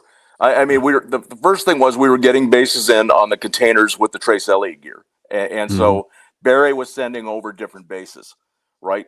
Warwick's, JD's, Overwater, State. Oh, of course, Status, and we were already getting Status in ourselves, right? Because we were the actual distributor, right? But and then of course all the American brands, we would order, direct. But we eventually got to a point where we were ordering, walls, direct, from Wall. We weren't going through Barry anymore. Okay. Yeah. So we kind of experienced it both ways, but Yeah, I mean, it was a lovely freaking time. I'll tell you that. My God, 80s were so much freaking fun. Oh my gosh. Yeah. I remember the first time I walked in there, I was 16. I just bought my ticket to see Level 42 4 months later at Wembley on the last night of their tour. And I walked in there with my cousin, and he was a bass player. We both kind of started at the same point. And I sat down there, and literally I walked through the door. And I think Barry was the first person I ever clocked eyes on. And I still remind him of this now. Flowing locks, Oh yeah. Oh, white absolutely. jeans, blue Yeah. espadrilles. And he said, "Can I help you?" I said, "I've come to try some basses." I was 16. I was green. I said, "Yeah, come try some bass." He said, "Well, you better come in then. Tea or coffee?" I said, "Eh?" He said, well, "Do you want tea or coffee?" I said, "Oh, I'll have a coffee." He said, "Good. Sit yourself there. Amps on. Anything you want to try, help yourself. You got any questions, ask me or one of the other staff. See you in about half an hour." And that was it. And it was like, you didn't get that down Denmark Street ever. And I said, he did. Half an hour later, he comes out. He said, "How are you getting on?" I said, yeah, I like it. I said, "Can I try a JD Status?" He said, "What?" I said, "Can I try a JD Status like Mark King uses?" He said, "Well, JD or Status." I said, "Well, JD Status, what it says on the liner notes, bass guitars by JD Status." "No, it's two separate brands. JDs are there, Statuses are over there." And I said, "Oh." He said, "Don't worry, you're not the only one that's done that." So he got two, put them on the stands. He said, "Just help yourself." He said, "As long as you're careful with the gear, no issues." And that was endemic of the bass center. And I kept going there. So that was 88. I carried on going to the Wapping store till it stopped, which I think was around 2002. And then I used to go to the Liverpool Street one until that stopped in about 2008. In that respect, it never changed. The way the staff were with you there. And I know some people, there will always be a customer here and there that has an axe to grind. I never had an axe to grind. If I ever went in there and there was an issue, it would get sorted out there and then, but I never did. And I know sometimes on online forums now, people go, "Oh, I had a bad experience there." Well, nothing's ever perfect, but if you don't tell them what they do wrong, they can't make it right. And as far as I can tell, the vast percentage, they got it right most of the time. And I have nothing but sort of great memories of that place. But it was just such a learning ground. I know Nick Owen, I know Jimmy Sims, Alex Carter, Martin Gravestock, all those people that went through there. Every day was a learning day because you didn't know who was going to walk through the door. You didn't know if the latest hot band that just got its record advance was going to come through and blow 10 grand. Or you might get a bass legend come in, or you might just get a school kid coming in on their way home from school who 10 years later happens to be the hottest bass player in town. You never knew. And it must have been great. I know when I speak to Nick occasionally and he'll say, "Can't replicate those days. It's a different time now." It's not Oh yeah. even. Oh yeah. But Yeah. also, It was amazing. nothing like that had ever existed beforehand. So they were always groundbreaking. Well, and the thing is, and I'm sure the same was for it was the same for Barry, and Barry's staff. Of course, I'd met Barry when I started working again for Alan, doing because I had worked for a store that basically I'm was so turned on by Trace Elliott, we became in no time flat the leading Trace Elliott dealer in the United States. And I told Alan, "Look, when you're ready to take on staff, I want to go to work for you." So about a year later, I did. And so I met Barry early on, many of the Trace guys early on. But I'm certain, Mike, that the staff that worked for Barry was the same as all of the guys that I had the pleasure of working with. We were all just freaking fans of the bass guitar, and we loved the gear, we loved the people, and nobody was on commission, right? I mean, we just loved the gear. Every day was a freaking adventure. You never knew who was going to walk through the door. I mean, you wouldn't believe the teaching staff that we had. Now I'm gonna write about or talk about. You were in the right case place. We were. We were, especially when we moved to Studio City. We started off in Calabasas, which was way at the west end of LA County, close to Ventura County, and then we'd moved to Studio City, which was right over the hill basically from Hollywood and from Guitar Row and the whole bit. So we were, in the right place at the right time, and there were so many things that came together. It was, as you said, it's an era that will never be replicated. No, because for that period of time, that hadn't happened. And as Barry has said to me, suddenly bass was up front, and it was the focus. And people like Mark King, you didn't have bass players at the front of bands. You did in the 80s. You know, Richard Page. All those cats, lots of people from the LA session scene. Suddenly bass was important, and so many things came together. Yeah, just like this, like a magnet.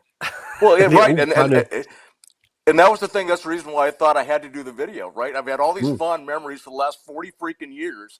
And for get them down. Folks, exactly, either folks who were there or people who never experienced it.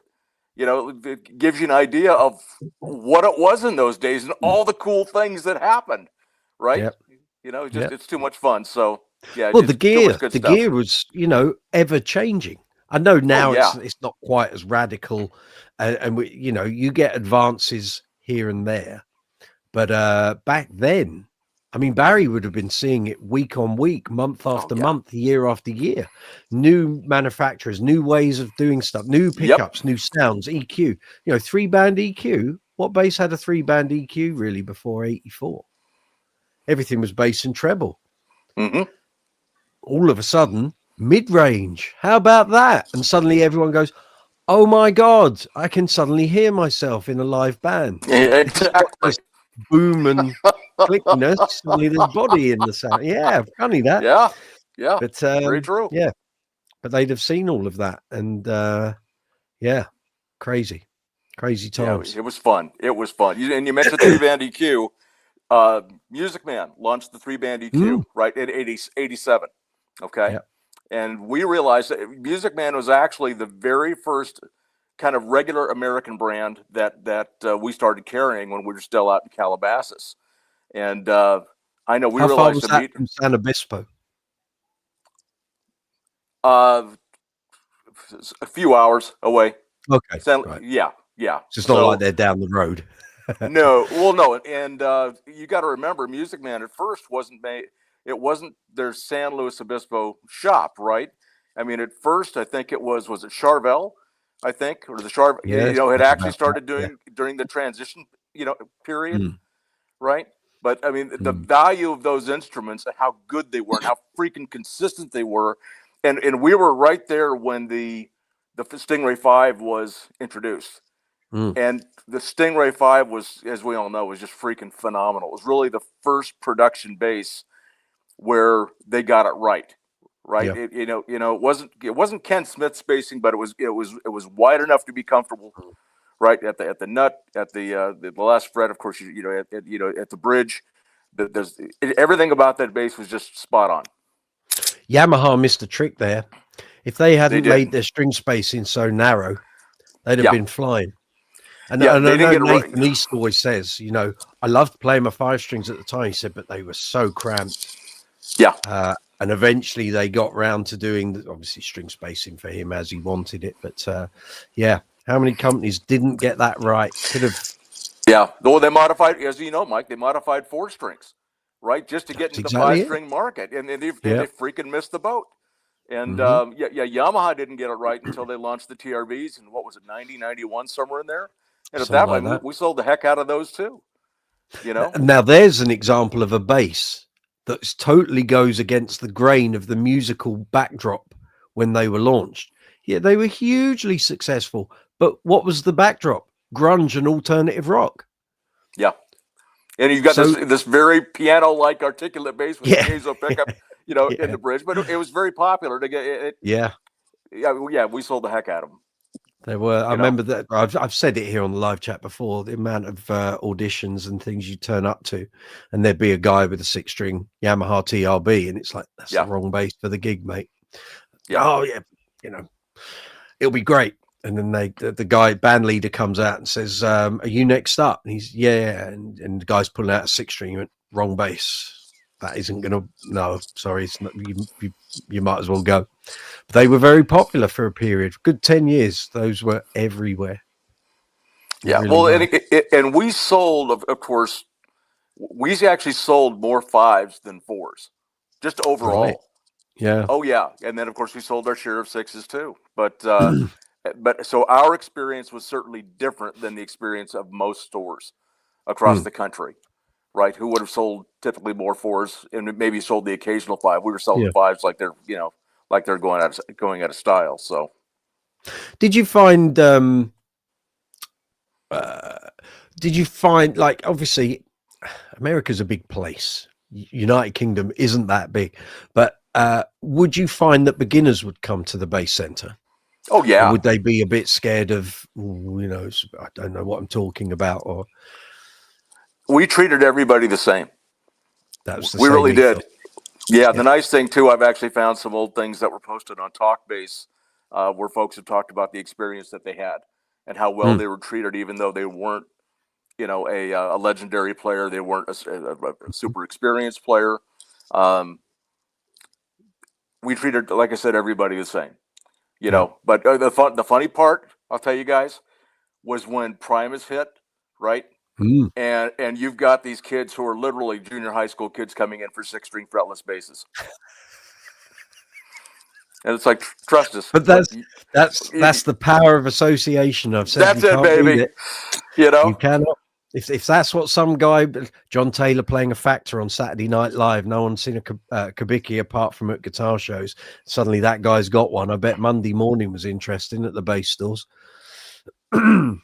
Exactly. A bit, and I've said this before on the live chat. It probably was exactly the same as Tuesday morning.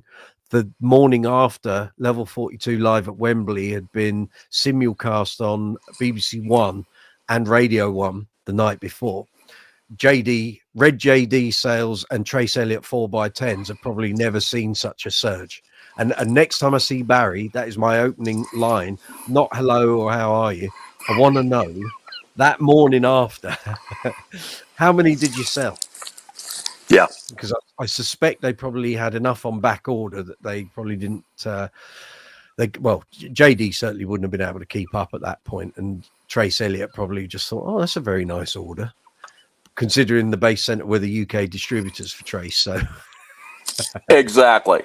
And I'm going to talk about that in the when I get to the Bass Center videos.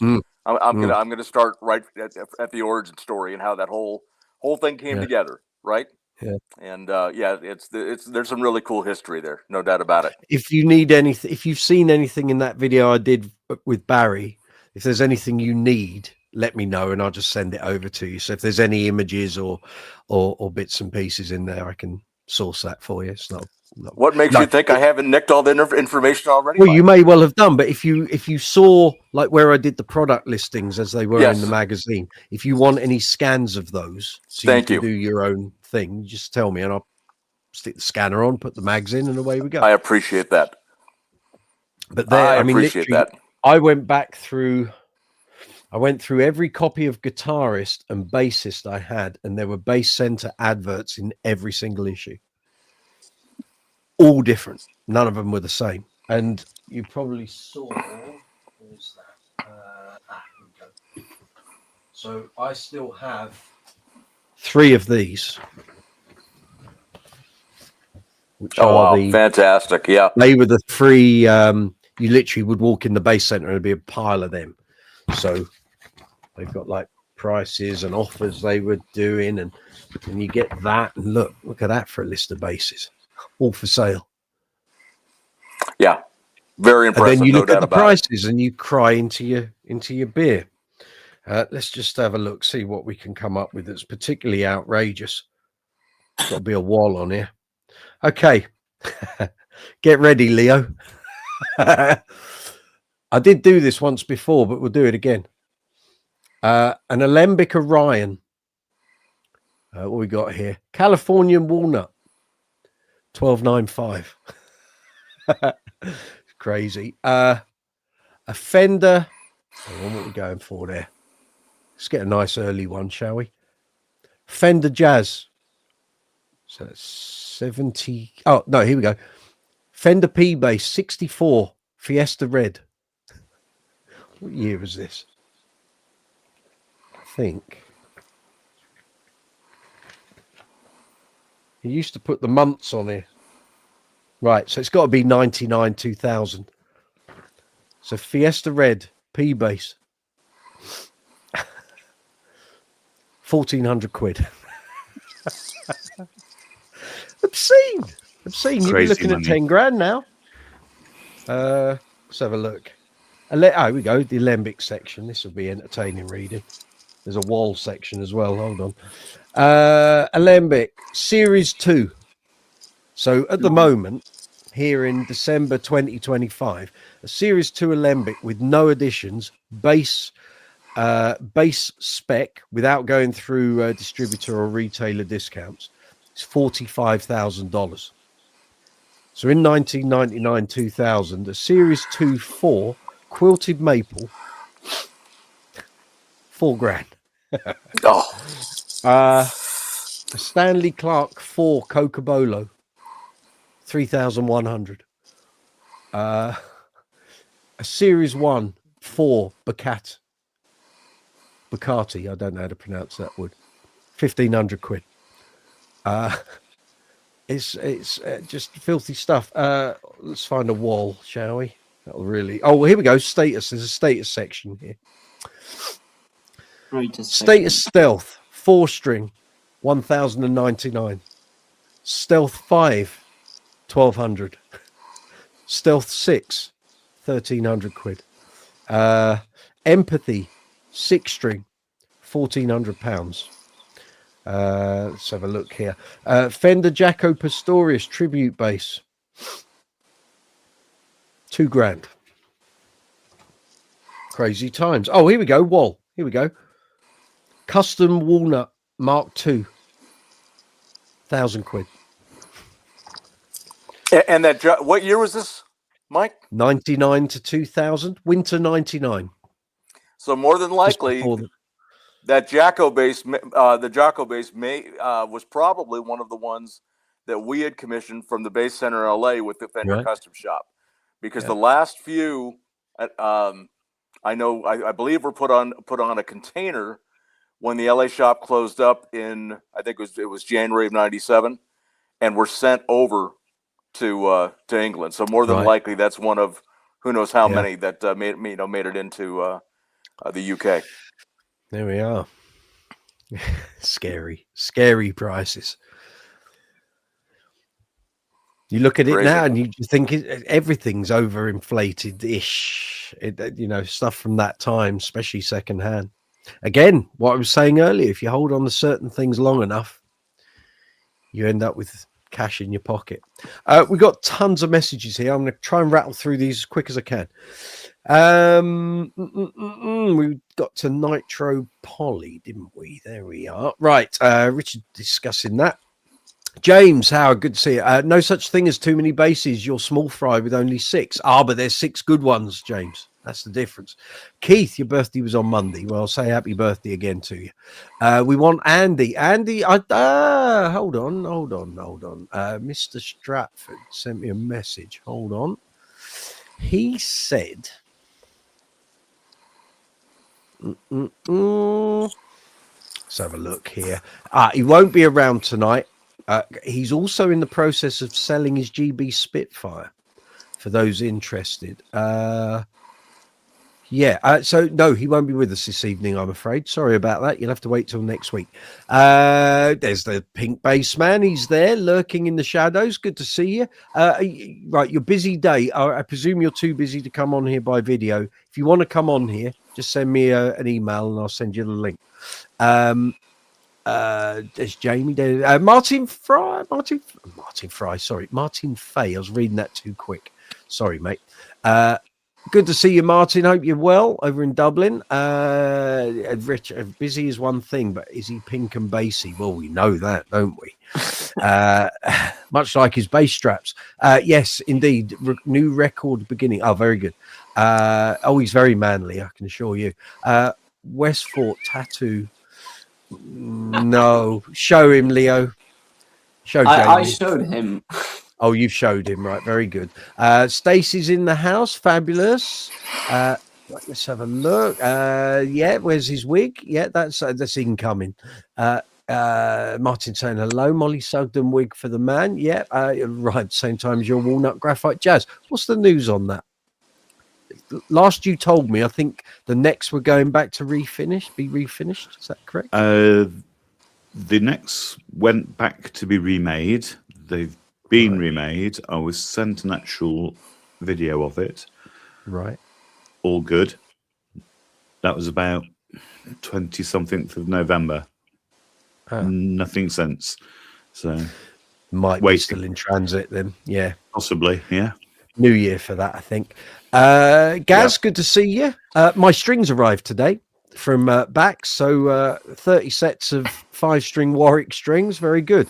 Punkhead, good to see you. If I can say something, is that the right number of bass is your number +1? Correct. Well, +5 if you wish. That's all good. Richard, you're favouring the Molly purple rinse. We'll get you. Not going for the orange. No, I'm thinking okay, purple. Blue or purple. Yeah. Funky. Yeah. Right. Funky number. Not lime green? No. No. She did have a lime green number, which looked particularly fetched. Huh? She did, yeah. We won't go to the jokes. You know what I'm talking about. Jamie, very good. There we are. Beat after beat. Bass players are pretty kind people. Yes, we are. That's because the arseholes all play guitar. Well, thank you very much. Robert Lau, good to see you. You started on guitar after about 1,000 hours, switched to bass, fell in love. Quite right, too. Welcome to the correct side of the argument. You've got an excellent bass that I love, but already have plans for 2, 3, 4, and 5. Excellent. So the answer, no, never enough. Correct answer. Thank you very much. Thank you for playing. 10 bonus points. Stacey, evening. She said hello to everyone. Very good. Thank you very much for your super thanks donation last night after the live chat. Thank you very much. Beat after beat. Guitar players and lead singers always have an ego problem. I've known a few bass players like that, but not too many. Robert Lowe, if music is life, then bass is DNA. Correct. Well said. Gareth Harrison. Bruce Foxton has just announced the lineup for his solo tour. Mark Brzezicki, very good. Craig Joyner's my mate. Yeah, I know Craig. I've done many gigs with Craig. Yeah. How about that? Oh, I'll have to get onto him after tonight's live chat. I've done many gigs with Craig. Craig is the singing guitar player for the Slaves. So the Slaves were the band that Merv Goldsworthy was in, 3-piece covers band. Merv is the bass player from FM. The two guys that were in my 3-piece band were the singer and drummer from FM. So we all worked in sort of similar circles. So when FM reformed and they would go off on tour, I'd then work with the other two people from the Slaves. So it meant everyone was still working. Craig's on that, is he? Might have to tap him up for a couple of tickets. There's a series of double bass tutor books called Bass is Best. I think that they should make a range of t-shirts, frankly. Let's write that on my little ideas pad here. Bass is Best. Could be some new shirts coming your way, folks. Excellent plan. Best. Yeah, I very think good. That's very good, actually. Yeah, I can do that. I could knock that up in a lunchtime. Next week, check the merch store. Have that ready for the 25% off discount on Boxing Day. Very good. Stacey, bet that to Stacey. Here we go. You spoil me. Thank you very much for that. We've had a super chat donation from the lovely Stacey. Where's the there we go. Thank you very much. Do appreciate it. That's outstanding work. Well done, madam. Thank you. Need to turn that off so I'm not listening to myself speak. There we go. Thank you. Right there. Thank you very much. Well done, madam.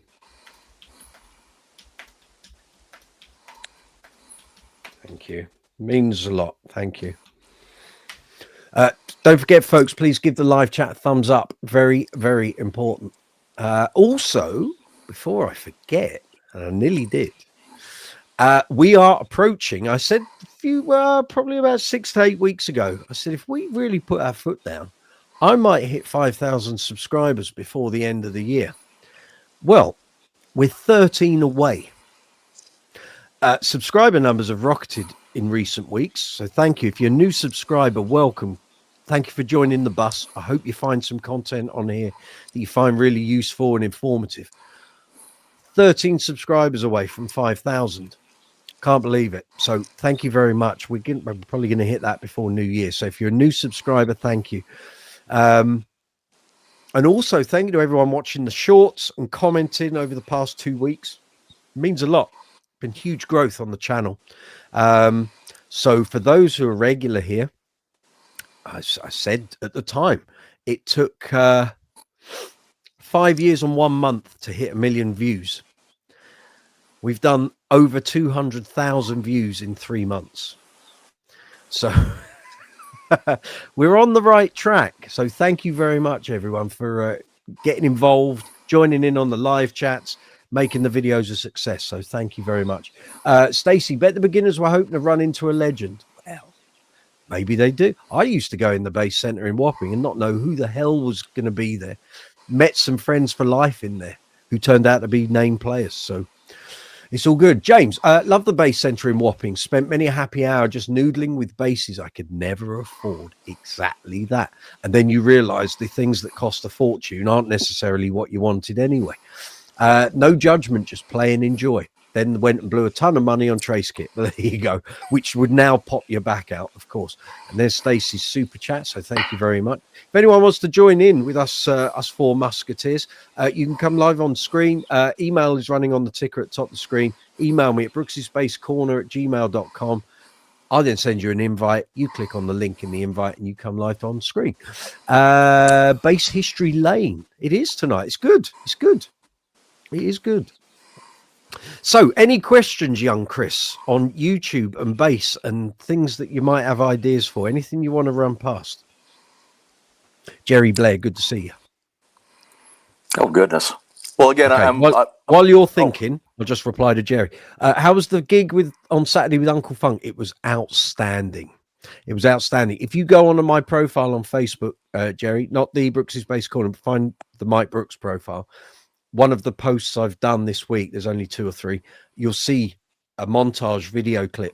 It was off the charts, even better than last year. You couldn't make it, you were gigging yourself. Well, there you go, you get dispensation.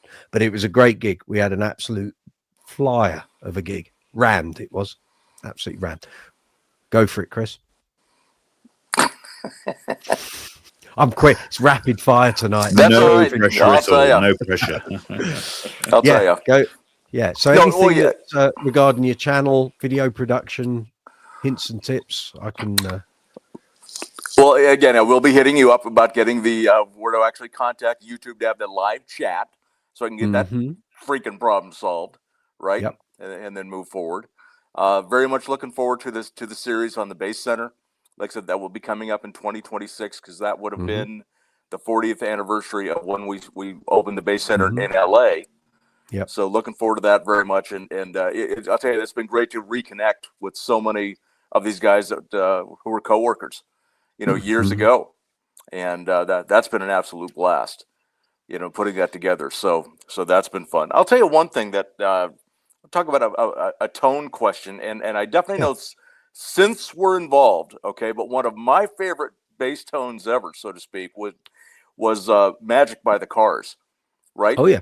Which I know was, Greg Hawkes on the different synthesizers. I think they had a Fairlight and they had who knows whatever else.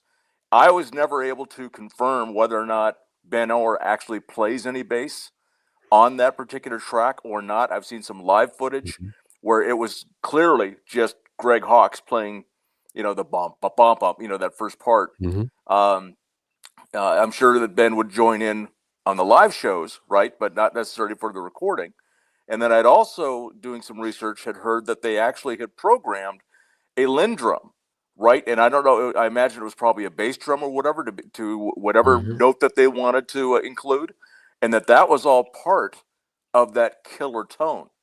So if anybody knows where to find out exactly how they recorded that bass part, I'm just freaking curious because it's just an awesome tone all the way through.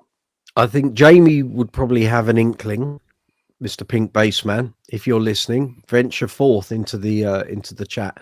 By text is fine if you wish. Also Zoomer. So Zoomer's in a meeting at the moment, but he'll probably appear here once his meeting's finished. Those guys will probably have a probably a more educated viewpoint on it than I will.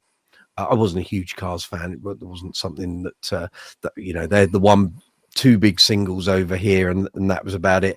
But Zuma was one of your customers, and he saw a picture of you months ago and went, I recognize, and you said about him, and it's yeah. So he might have an idea, but also Jamie may well do as well. So I just need to freaking find out what Zuma's real name is to see if I remember his name. No, his name. I can't. Zuma. I know you're in your meeting, so you're not going to hear me say it. Oh, go back and look at his freaking emojis. He'll show you what kind of meeting he was in. Yeah, exactly. Yeah. His full name is, when I get it, Zuma Arachiga. Goodness. What a lovely freaking name. And that's a name you don't forget. Yeah, that's it. And a fine chap. Fine upstanding pillar of the Brooks's Bass Corner community. As far as we know, yes. Yeah. Yeah, exactly. But yeah, wait until they come on, repeat the question, and I'm sure he'll give, because he's quite up on his bass synth stuff. Wonderful. He used to play in a band, and he was regaling this story the other week, and the manager of it was the guy who fronted Reflex. Do you remember Politics of Dancing? No. Okay, it was a single around about sort of 84. Mark King used to be the drummer in it for a little while back in the early 80s, before Level 42 took off. And Zuma did loads of stuff in recording studios in the band he was in, that this guy from Reflex was the manager of, and had his sort of eyes open to all these studio tricks and how you can get certain sounds and tones. So he's got a lot of useful experience to regale there. Stacey, talking about having the initials Z to A. Yes, quite. James, always loved the JD tone on Level 42 live at Wembley, although it's not indicative of what his tone was, because there's not a lot of bottom end on that mix. The way that video was mixed, there was also a lot of patching up done. Because I remember when they released Fate Accompli, Mark did an interview, and he said, "Oh, here we go." Okay, sorry, someone's just posted something. I'll deal with that in a minute. Mark said that the interview asked him, "Has there been any? Have you done any sort of patching up on the live audio?" And he said, "No, we ran into problems with that last time when we did live at Wembley. We know the mistakes, so no, Fate Accomplis, warts and all, how it was on the night." So clearly live at Wembley had various sort of overdubbing and patch ups done. And for many years on the digest, email digest and the web digest for Level 42, people would go, "Why is that bass sound so anemic?" Because when you went to see Mark King in Level 42, the bass didn't sound like that. It was in your face. It made your chest pound with how he played. And that didn't come across on that recording, but it is what it is. But there have since then sort of pirates and bootlegs have appeared over the years from those shows that were done at Wembley at the end of '86. Bass sound doesn't sound like it does on that video and DVD. I can assure you there's a lot more rumble and mid-range there. So the sound you're getting there is typical 1987 post-production of a live gig, which is heavily sanitized, very clinical, and to some ears, yes, lovely. It all sounds very crystal clear.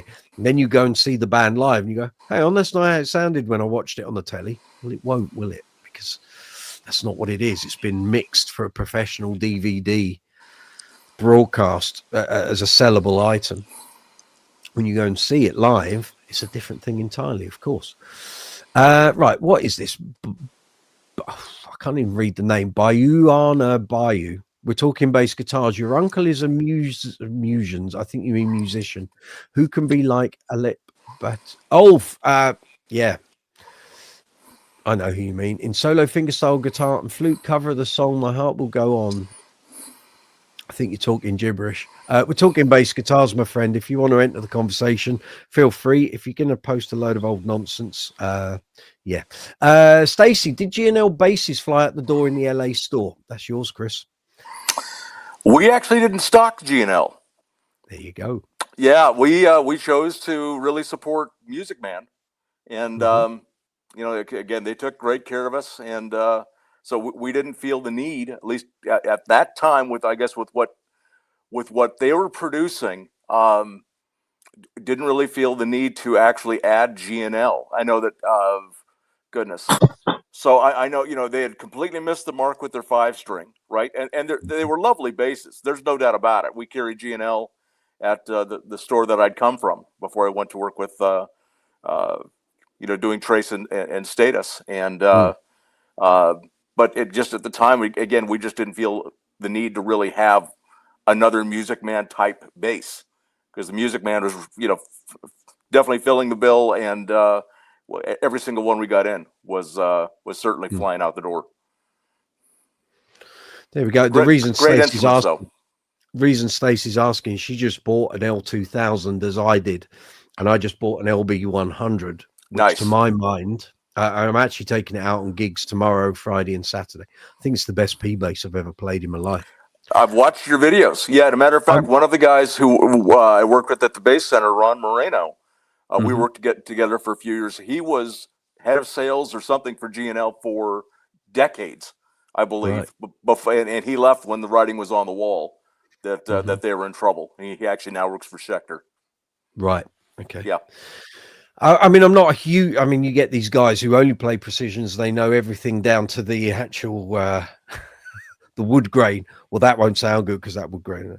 And I'm not that finely tuned, but I've played enough P basses in my life that I know a good one when I play one.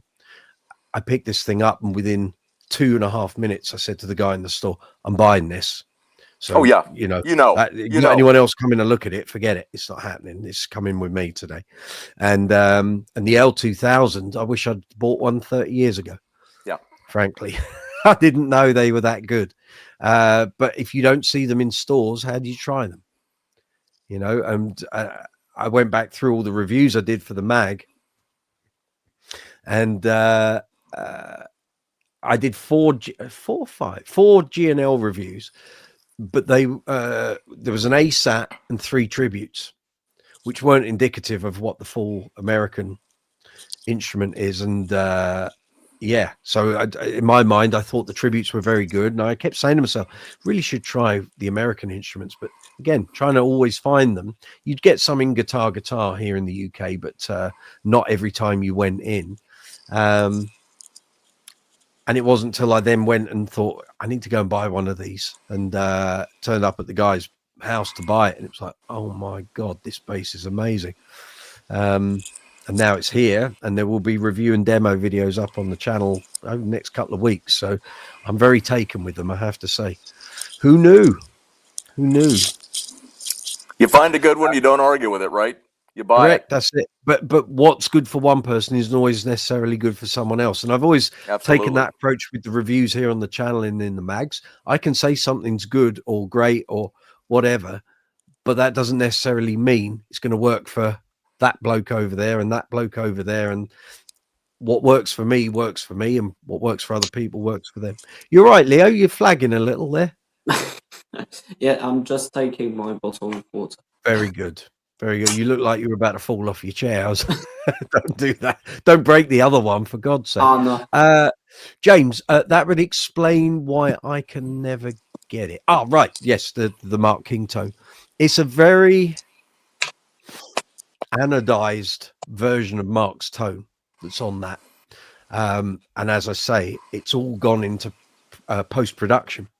So whatever the signal was that night, it's been mixed. I don't want to say it's clinical, it's not, but it's like there's no life in the tone that's on that record. Everyone loves it. Everyone loves because there aren't many live level 42 performances, certainly with that level of production in the visuals and the audio. But it's not indicative of how Mark sounded, really. If you stood on a stage when Mark was sound check, well, have a look at Fait Accompli in the sound check solo, which is one of my favorite things he's ever done. There's full range bass tone there. Now you compare that with live at Wembley. Okay, it's a JD, but it's missing loads of mid range. There's a lot of bottom, a lot of top. There isn't a lot of mid range. JDs are well known for the amount of mid range. Mr. Pinkbeard obviously isn't here, but you know, you get a JD with loads of mahogany in it, it's going to burp all the way down the road. Well, you know, Leo, you've got a JD. Yes. So one thing JDs don't lack is mid-range. Yet that performance on Live at Wembley, there ain't a lot of mid-range in there. So also you've got to, James, you've got to have the Yamaha E1010 rack mount, because he used to have 2 of those set up so that they would add a chorus effect, but it's not actually a chorus effect like you would kick in a patch or a pedal. It's actually 2 delay units working in tandem, and that's how he created the chorus sound that he got. I don't know if it was a case of that's all they had lying around when Mark found that sound. Why he didn't just use a chorus pedal, I don't know, but have to ask Mr. King. Well, Mike, and tone-wise too, was Mark's tone at the time, was it more of a bump in the low mids, a dip in the middle, and a bump in the high mids, and then of course then you'd actually dip the extreme highs as well? If you ever look at any of his, when he had Trace Elliott stuff, you'd see all the graphic. So normally he's got two heads. So whether he's using one for individual cabs or one is just a backup, but if you look at them, he would have sort of the camera's in opposite. So at the bass end, so my left is your right, he would have a hump, so it's coming down into the low mids, and then the treble end would go up at an angle, but there wouldn't be a lot of high mids. It kind of goes up kind of gradually, so you've got like this low end, low mid, like a hill, and then the top end would go up at an angle, and that. But then, you know, famously on most basses he uses, I remember asking him, when you had the Alembics, how did you run them? He just said fully open. He said there's no finesse there. I just go full whack, so all the filters are open, Q switches are on full, and what happens. But he makes that sound his own. But on top of all of that, you've got to go back to the basses he was using. So the JDs have their sound, States have their sound. The light gauge strings is totally part of that sound. You can't sound, you can do the technique with heavier strings. You ain't going to get that level of twanginess. And certainly the combination of the super wound nickels, not steels, they were nickel with the green endings. The combination of them and the JD and the Trace is what created that sound. There was someone commented, I think someone commented on one of my shorts today or one of my videos. It might have been a live chat. We were talking about all this. And they were talking about the JD tone and And everyone must be really pleased that JD's came back. I said, yeah. We were talking about King basses. That's right. And I said, but you got to remember, the JD tone he's got now is nothing like the JD tone he had back then. I said, it might be the same bass, but the strings aren't super wounds. The strings aren't super wound 303 nickels, and he ain't using Trace Elliott gear. And that's the big difference. So in the overall scheme of things, if they're trying to copy his tone from 80 to 85 or 80 to 87, 2 of those 3 components ain't there anymore. So it's not the same. It's why going through the Mark bass stuff, and he's using the Caveman preamp, he's not using the Mark bass head for tone. It's just as a power section. Having just seen a couple of nights on the most recent tour, there's a very plasticky tone depending on the bass he uses. Now, they're all JDs, but like the new pink one is very maple based. It's not so much mahogany, if any, in there. Very snappier tone. But on the gigs I went to see, it was like someone hitting a piece of plastic with a hammer. It was going dunk, dunk, dunk. It's like there was no note bloom there. If that's what Mark likes, it's, you know, fabulous for him. As soon as he switched over to the red one, notes bloomed. There was body, there was presence in the bass tone. It wasn't like this high. Look, we know he loves high frequency, you know, top end and lots of string resonance and harmonic content. But when he went to that red bass, it's a different proposition entirely. And actually, there's that video that some guy took of the sound check from Albert Hall, and he's talking to the sound man. The sound man's going, the pink one don't sound that good. He's going, what, does the red one sound better? Yeah, the red one sounds a lot better. You've just done a whole tour. Why haven't you told him that a few dates in? You know, oh, the pink one's fine, but it's not the same as the red one. And I saw 2 dates where he did it in opposite. So the first show I saw, he used the pink one for the first set and the red one for the second, and then flipped it. And both times that he used the red one, I thought it's a much better bass tone. I don't have anything against the pink one; it's just a different tone. But the strings are a big deal, and the Trace Elliott amplification was a big deal. And so much of the Trace sound wasn't just from the head, although I've got Nick Smith's one over there, and there's a lot of that sound is in that head.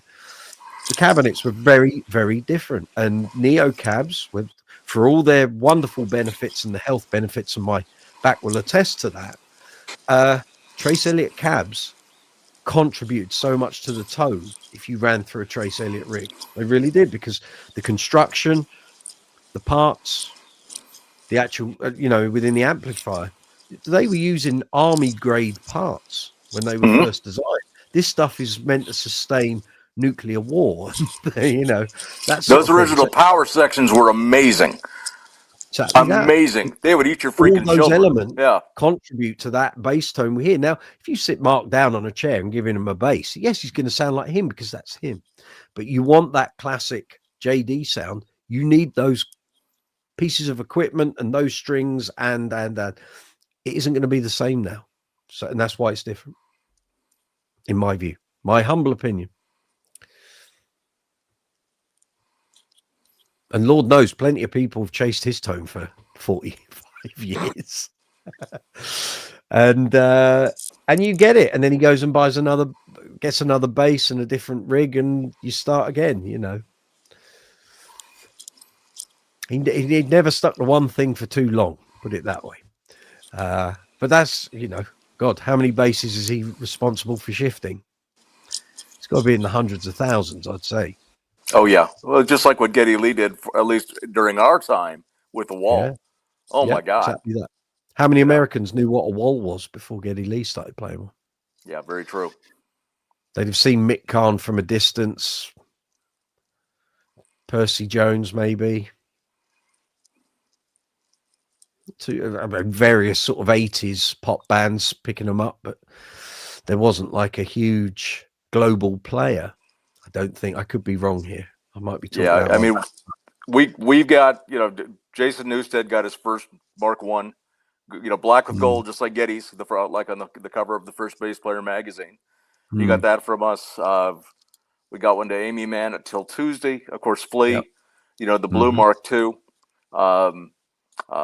Used on Blood Sugar Sex Magic. That and his Music Man 5-string. So there are a number of people that we certainly and who knows how many others, right?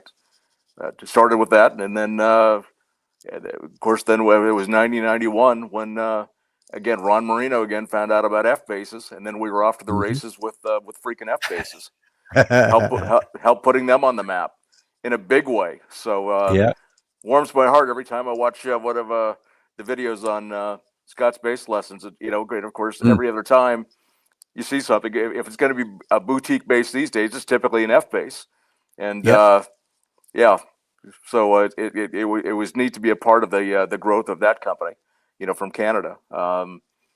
Just a lot of good stuff, a lot of fun memories. I remember I never really got to try F basses in stores, but we had a glut of them via Bass Gear. That was a store here in Twyford. Now when was that? That would have probably been late 2000s through till about 2017, and we would get basses from them for review. F basses. They were good. They were really good. Oh yeah, lovely, really well built, great tones, just everything, and even tone, the feel, everything. You might think, it's a bit big and what have you, but really lovely to play. Lovely, shallow kind of neck profile, broad fingerboard, but a nice shallow profile. And it's like, I get it. I get why they were a thing.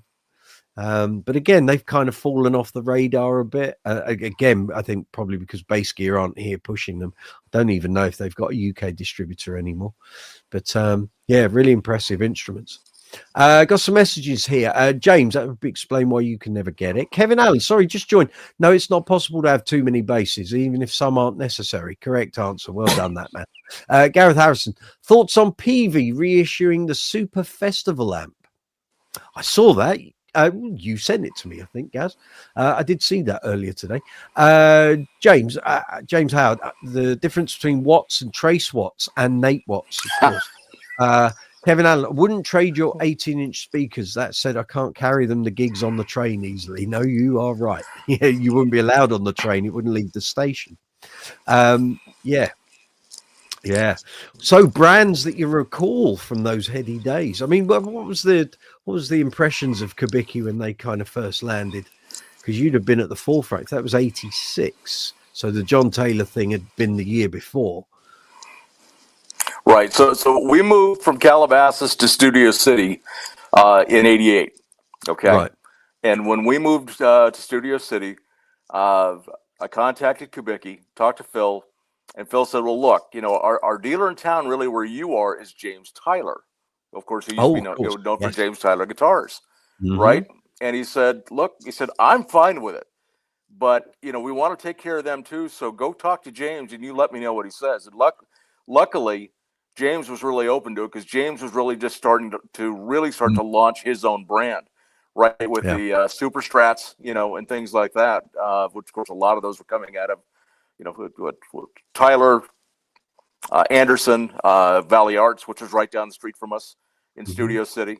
So James was okay with it. So us taking over Kubicki, and I can't remember if he just stopped lock, stock, and barrel right then and there, but we certainly became the dominant dealer, at that time. And actually brings up a real quick memory because he just passed. I remember Steve Cropper came in and bought a Bahama Green one for his stepson. I'm sure that looked great in his Blues Brothers. And of course, we sold a lot.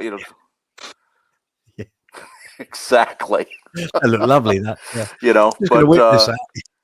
But yeah, Kubicki's so they were great. And of course, then Kubicki production was taken over by the Fender Custom Shop, and we already had a great relationship with them because we'd work with them on the James Jamerson bass and the Jocko bass, both the signature basses. So fun days, just great basses.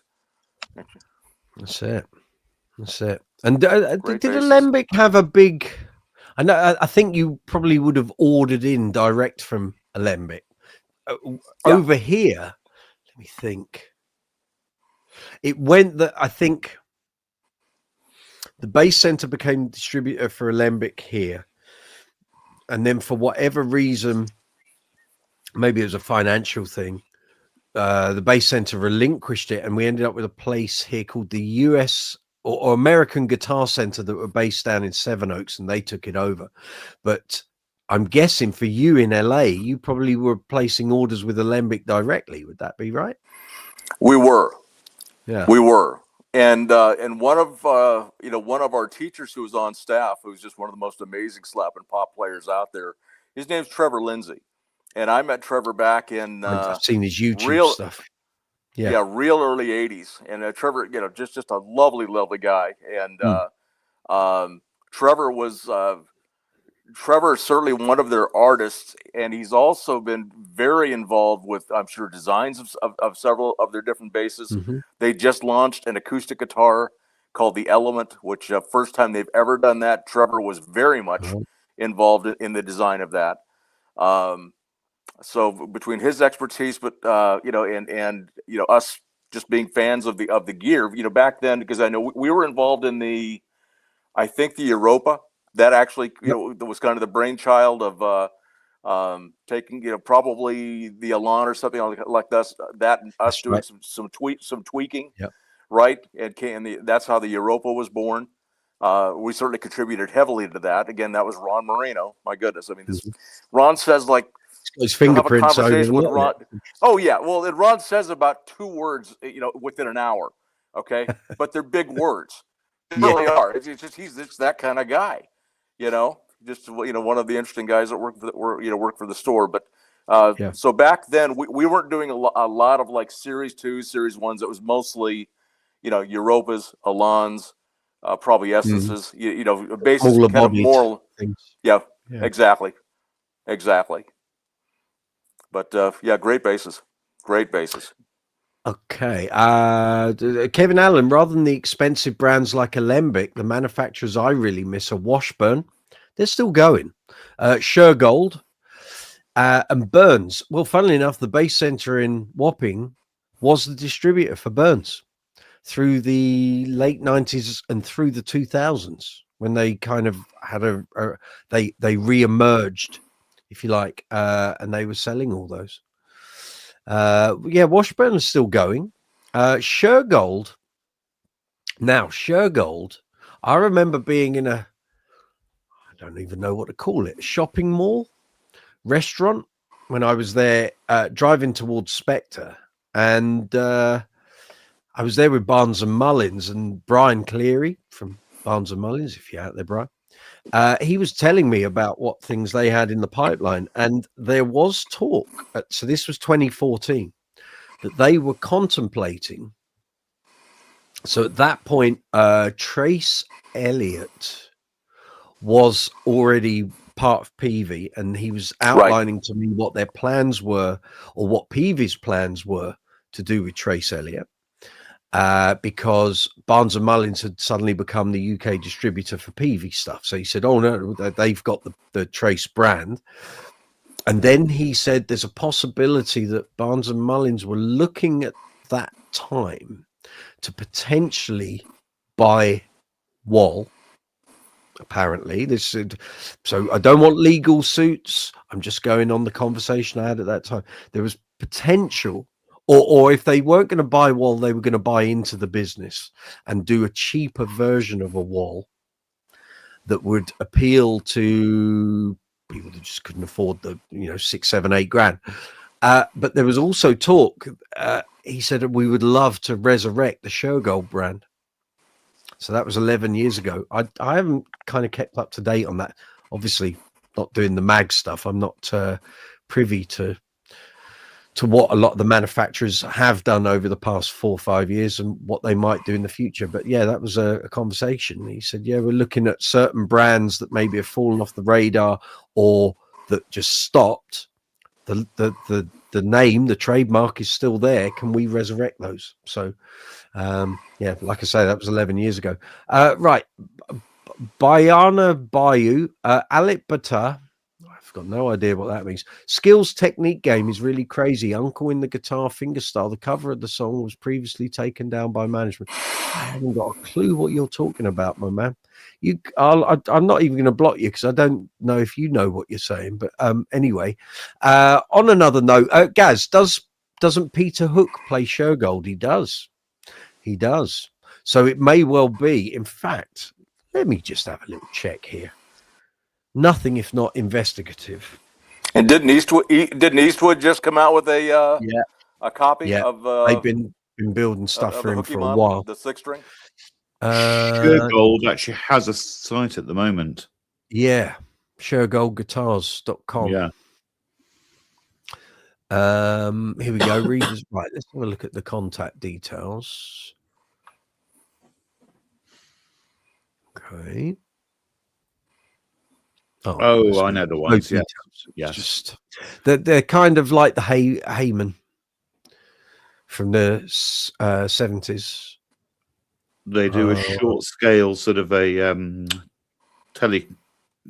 Yeah, it's kind of what the Wilcox shape is. Yes, partially based on. Yeah. Right. Let me have a look here. What is going on?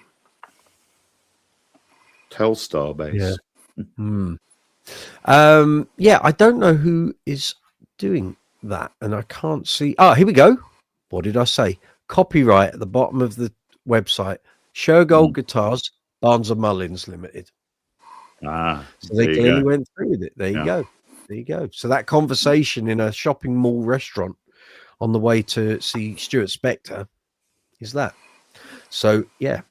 See, I know things. I know things around the block. You see, little conversations here and there. Exactly. Yeah, I've been around a lot of blocks. Don't you worry about that. And a Shergold Telstar standard bass is £449. They're not expensive. They're not expensive. So they're making use of really a lot of the production contacts that Barnes and Mullins have for things like the Faith brand and other sort of a lot of their acoustic instruments that are made over in the Far East. And I think that's probably where they're getting the Shergold stuff done as well. Stacey, I know these things. There you go. You see. Not just a pretty face, not even a pretty face. But yeah, there we are. It's 10:10 here in London town. You're watching Brooksy's Bass Corner live chat 143. 143 of these. Tell you, if you're having a bad night's sleep, log into the live chat playlist. You'll be off in about 2.5 minutes, promise you. Very good to see you all joining us. I've got the 4 Musketeers tonight. We're having a right old chat. And Nata, please give the video a thumbs up. Most important, helps to push the video, push the channel, helps me. Thank you very much. Live chat window is there. If you're on the mobile app, live chat is directly below. If you're on the desktop, it's that way. If I can get my finger onto the camera, there we go. At the bottom there, post your comment. Press send, it'll appear in the live chat. We can respond to it. Next to that, you see the emoji icon. Give that an absolute pummeling. Next to that, you'll see the super chat facility. If you wish to help the channel, like Stacey did earlier, you may donate to the channel if you wish to do so. You don't have to. The videos are free to watch, but the channel is monetized. Everything has to get paid for out of my pocket. So all the stuff that you see on the videos, I've still got Stacey's banner there. Turn that off. That's what we want. Thank you very much. Yes, if you wish to help the channel continue, and hopefully we're going to be going for years and years and years and years and years, you can use the super chat facility, or you can use the super thanks facility that exists on every single video. In description box, you'll find affiliate links for the Bass Center, Top Cashback, vidIQ, StreamYard. Said the Bass Center, you've done that one. StreamYard, vidIQ, Top Cashback. I'm sure there's one more. Bass Center, right? Fine. You'll find retailer affiliate links for Amazon and Thomann, and there are Brooksy's Bass Corner merch links in there as well, which will have 20% off from, get the day right, Mike, Saturday. There we go. So if you're watching this after the event, there'll probably be reduced price merch. There we go. There we go. Yes. Any questions you've got, Chris? And at some point, first time you've been on screen. Yeah, go for it. Yeah, because I definitely want to find out more about Leo and about Richard. But you guys, fire bullet away. points and experience, and They are there here. we go. Points of experience, eh? Oh dear. many years of experience.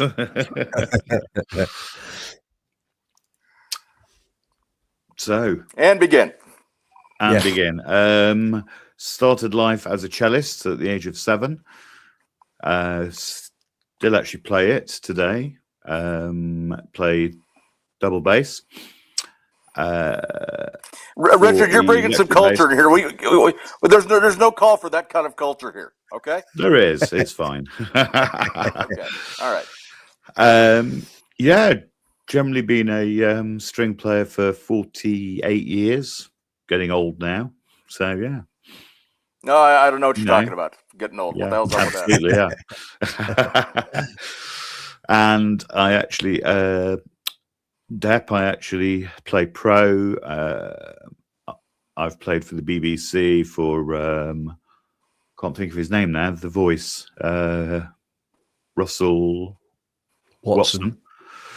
I played for the BBC's Strictly Tour and things like that. So yeah. Fantastic. That kind of thing. Hey, Richard, and just curious, yeah. Does the name Les Hurdle mean anything to you? Les Hurdle rings a bell.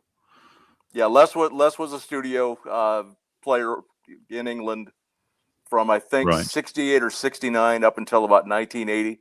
I think he's got over 6,000 credits because he was a friend of Alan Morgan, who again was the who ran the Bass Center and owned the Bass Center, and one of the owners in LA. And Les would come in and work in the shop, from time to time. So, absolutely, very good. Come on, Leo, what's your story, baby? Tell me. So obviously, I also have 40 years of experience. You look good for your age, baby.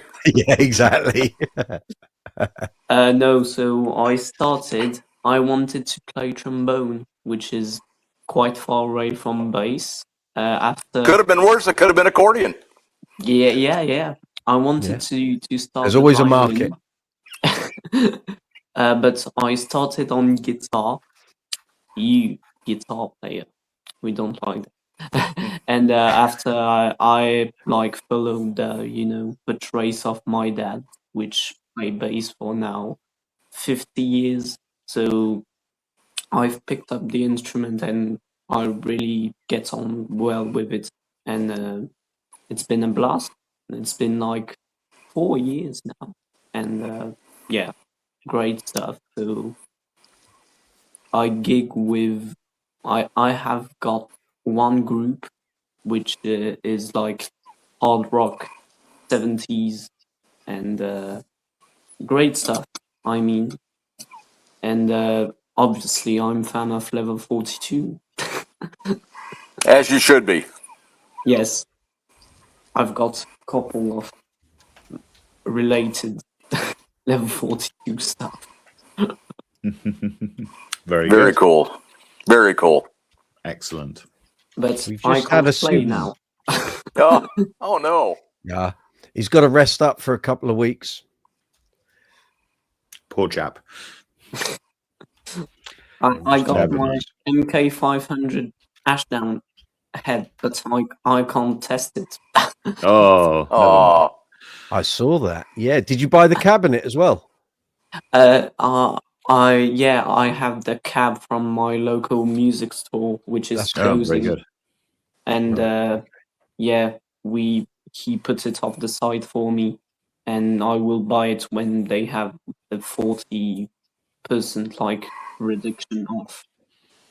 But it's sad to see this store like closing because it's the oldest store in town, and it's been like 100 years now, and yeah, It's a shame.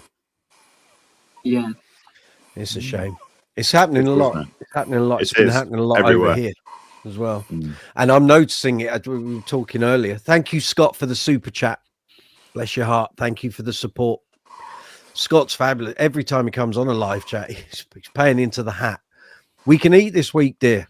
Yes. Yes. So thank you, Scott, very much. Yes, I've noticed it.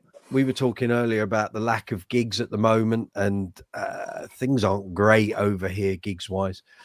But I'm seeing it more and more that the musicians are struggling, the venues are struggling, the music stores are struggling. And I don't know where this kind of cycle stops. So unless there's suddenly a big change in the economic factors, certainly here in the UK, I don't know what it's like in other countries, but as I've said before, Christmas or December for me used to be anything between 15 and 23, 24 gigs in a oh December. my Lord. This year I'm down Wow. to 7.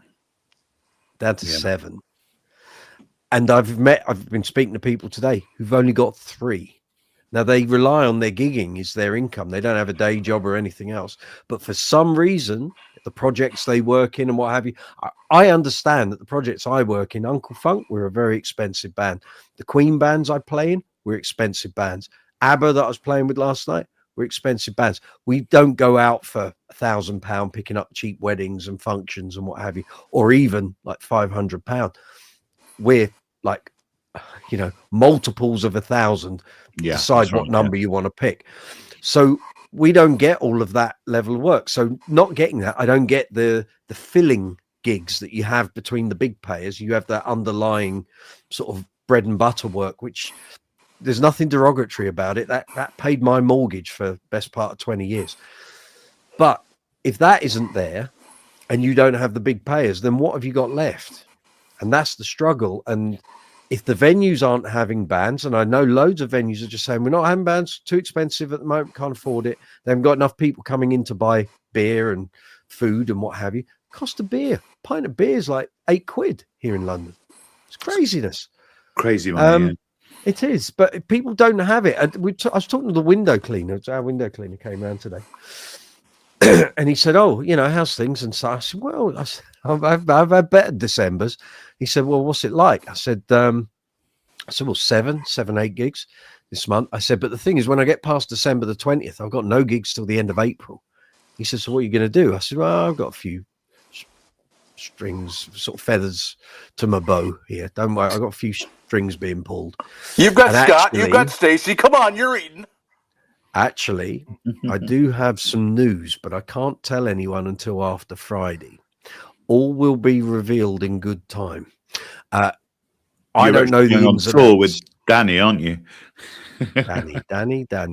Sapco, well, that'd be a money spinner, wouldn't it? I'd make it on the merch. No, it's something else, but I can't say anything more than that because I don't know anything more than that. But if what I've been told is correct, golden days could be ahead. But anyway, that aside, there's the channel. I've got time now to do some seriously good content. So that's great. But I was saying to him, I said, how's it affecting you? He said, the amount of, so they're basically on a rotation cycle. So they have the people that contact the company to have their windows cleaned. He said, at the moment, we're losing people every single day because for them, he said, and this has been going on for about 2 months, where people are struggling financially. They're not having their windows cleaned because that's, if they don't have 2 washes, that's 70 quid they've saved. That could pay for someone's Christmas presents. So until we get past Christmas, that's what we're looking at. He said, but the level of business has dropped because people are just cutting back and going, no, we don't want the windows clean because we've got this to pay for. For us as musicians, self-employed musicians, it's hard, doubly hard. Because if you don't make the money in December, at the end of January, you got your tax bill to pay for self-employed people. So you've got to make sure there's enough money in the bank to cover that bill on top of all your Christmas bills, your credit cards, and your regular mortgage, rent, electric, you know, all your utilities, your petrol in the car going backwards and forwards to gigs. You've got the tax bill at the end. And if you haven't been putting money aside, that's going to be a hefty bill for some people. And you've got to weigh up all these things. Things are changing. Times are changing at the moment. It's not the gigging environment it once was. Certainly not here in London and Southeast. It might be different in other parts of the country. I know there are places that have a very active sort of pub and club circuit, but here in London it is not. I mean, we did this a couple of months back where I went back through my diary for 20 years ago. And I was doing 4, 5, 6 gigs a week, every single week. It's not like that now. Really, it isn't. The only way I weigh it up is that I do less of the lower paid gigs and probably the same amount of the good paying gigs. So it kind of equals itself out. So where you do £400 gigs to make 400 quid, nowadays I might do one and get 400 quid, but they're not as common. So it is what it is. You just got to be adaptable, and if you have to pivot a bit, then so be it. I can see a load of messages there. Kevin, you're out in London weekly seeing dirt cheap bands in basement bars. There's still a very active underswell, but not for big expensive groups, correct? I like to go and see people who are not too much above me. That's all right. That's all right. The thing is, the way it is at the moment is that I don't know how the younger generation, and I've said this before, I don't know how they're supposed to learn how to do functions and corporate gigs and the bigger level of gig if there isn't an environment there for to learn to go and play. And the problem is lots of these venues or bookings are paying less and less money. And in that case, there will always be someone that will do a gig. It's just, what is your bottom line that you're willing to go out for? And now I have the YouTube channel. So I now weigh up, do I want to go out and earn X, or do I want to stay home and do videos? Because in the long term, I think the videos over time will earn more money than £100 here or 120 there. And so I don't have that cash immediately in my pocket, but I'm building for the fruit machine paying out, if you like. That's the way I look at it. Gareth, loads of used basses for sale in January. Exactly, which is how I've got the right one. No, it's hanging on the wall. That's how I got the Mark King Alembic, I think. The guy that was selling it, again, I told this story before, went into the gallery in Camden, just finished interviewing Neil Fairclough of Queen. He was on his first major headline tour with them, doing an extensive tour as opposed to the short tour from 2012. Got on like a house on fire. Had about 6 hours to kill before I went to the O2 to see Queen. Thought I'll go to the gallery. Went in the gallery. My mate John's there. Said, hello, mate. He said, you come see the Alembic, haven't you? We talked about the Alembic, Mark King Alembic. I went, I've got no idea what you are talking about. What are you talking about? He said, come with me. And this Mark King signature was at the back of the store. He said, do you want to try it? I said, yeah, I'll be trying that. He said, you might want to look at the other stuff. I said, what are you talking about? Stop talking in tongues, spit it out. He said, this guy came in and he's bought literally 10 basses with him. Now, we don't know if it's a credit card bill, a tax bill. I imagine it was probably a tax bill. And so there were like 3 GBs, 2 Sadowskis, 2 Statuses, this Alembic, and there were a couple of other bits and bobs. And which were all very nice, but my eye was on that. And so I played it, and John got in touch with the guy and said, yep, got a buyer, blah, blah, blah, thrashed out a deal, and that was the end of that. Sad but true. You got tax to pay, you got tax to pay. It. How you get the cash is irrelevant. So there we go. Gareth, if you're not cutting your teeth on lower paid gigs, how can you expect to charge 2K plus for a wedding? Exactly, because I know there are bands out there that are charging that and have no gig experience whatsoever. And the clients don't know any different. That's the problem, because when it all goes down and all goes wrong and gear starts blowing up, can you cut it? Can you still do the gig and deliver for the client? Neil Noble, good to see you. I listened to you before. You were in a hotel room in Poole. Yeah, I was. It was a couple of weeks ago. I was down there doing a Queen gig. It's a couple of weeks later now. I'm in my office. So you're very welcome. Good to see you. Hope you're well. Hope you're well. So what's the axes of choice at Mr. Moore's Bass Emporium? Okay, so one bass I'd always wanted was a Rickenbacker 4005, right? They intrigued me from when I first saw one in a catalog back in the 1980s. Mm-hmm. Never played one until 15, 17 years ago, somewhere in there at the Vintage Room at Guitar Center Hollywood. Absolutely fell in love with it. And when they came out with the 4000, when they finally reissued that bass and came out with the 4005V, I bought one of the first few that were made. So nice. At this point, I actually have 2 unicorns, right? Just one-off colors that they've made. I've got a British Racing Green, which now has a nice. gold pickguard on it. That's my main gigging bass, and then a few months ago I picked up a Yellow Glow, which again was a one-off. So I've been using those. I've got the 4005 XC, the 90th anniversary. I got one that's kind of John Lennonized, right? Okay. So I've got that. I've also got a oh goodness, I've got a Circa. I've got an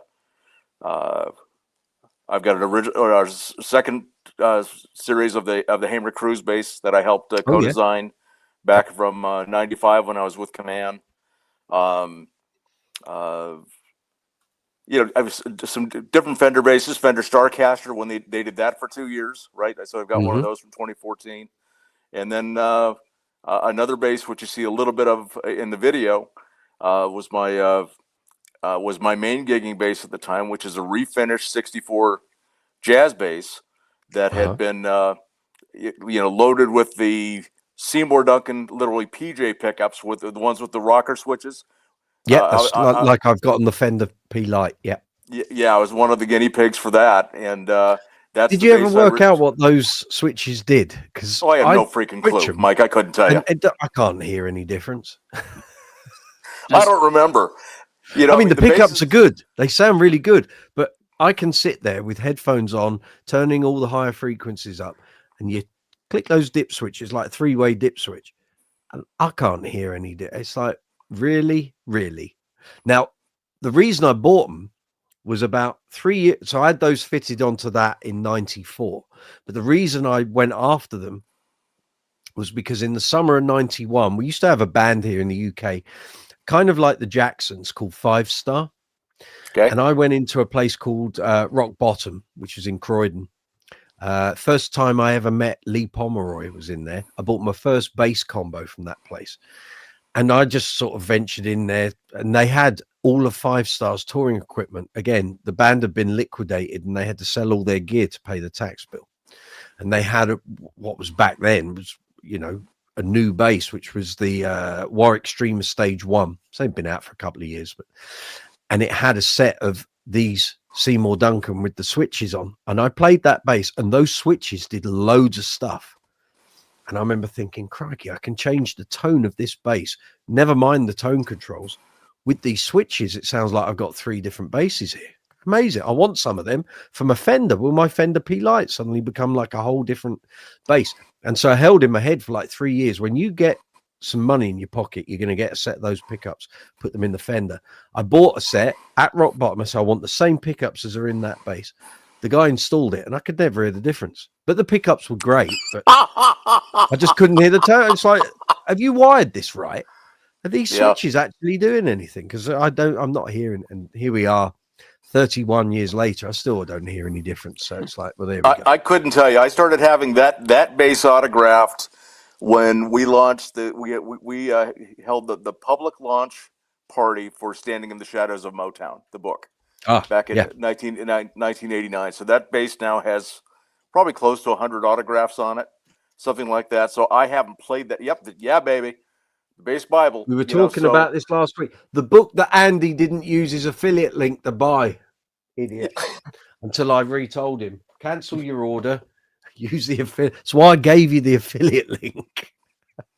There you go. But Well done, I Andy. haven't gigged with the bass since. It's just, it's in a gig bag. It's safe and secure, and but I haven't. Needless to say, I haven't taken it out to play with it in a long freaking time. Do you stay on top of your instruments with maintenance and stuff? I mean, you've probably seen some of my workbench live chats where I've been trying to stay on top of it all. Oh, you work way too hard there, Mike. Yeah. No, I mean, I do content. I mean, my strings of choice are the Tomastic flats, right? I absolutely love them. I've been using them for 14, 15 years now.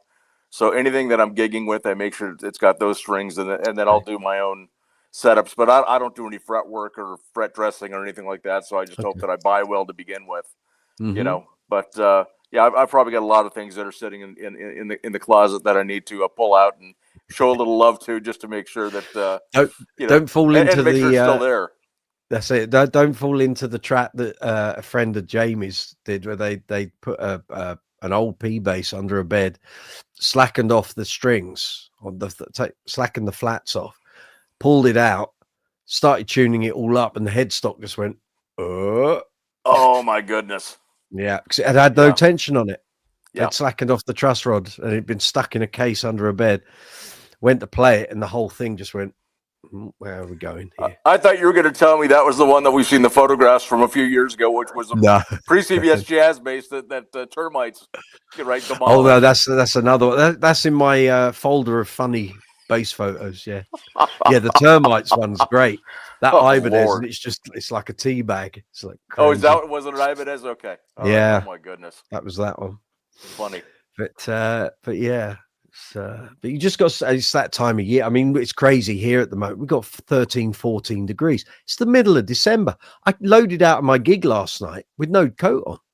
That doesn't happen. Normally at that gig in December, I've got boots on, winter coat, scarf, t-shirt, fleece and hoodie. And last night I was literally t-shirt and a fleece, and that was it. It's like, I saw a bloke walking down the road at 11 o'clock at night in shorts.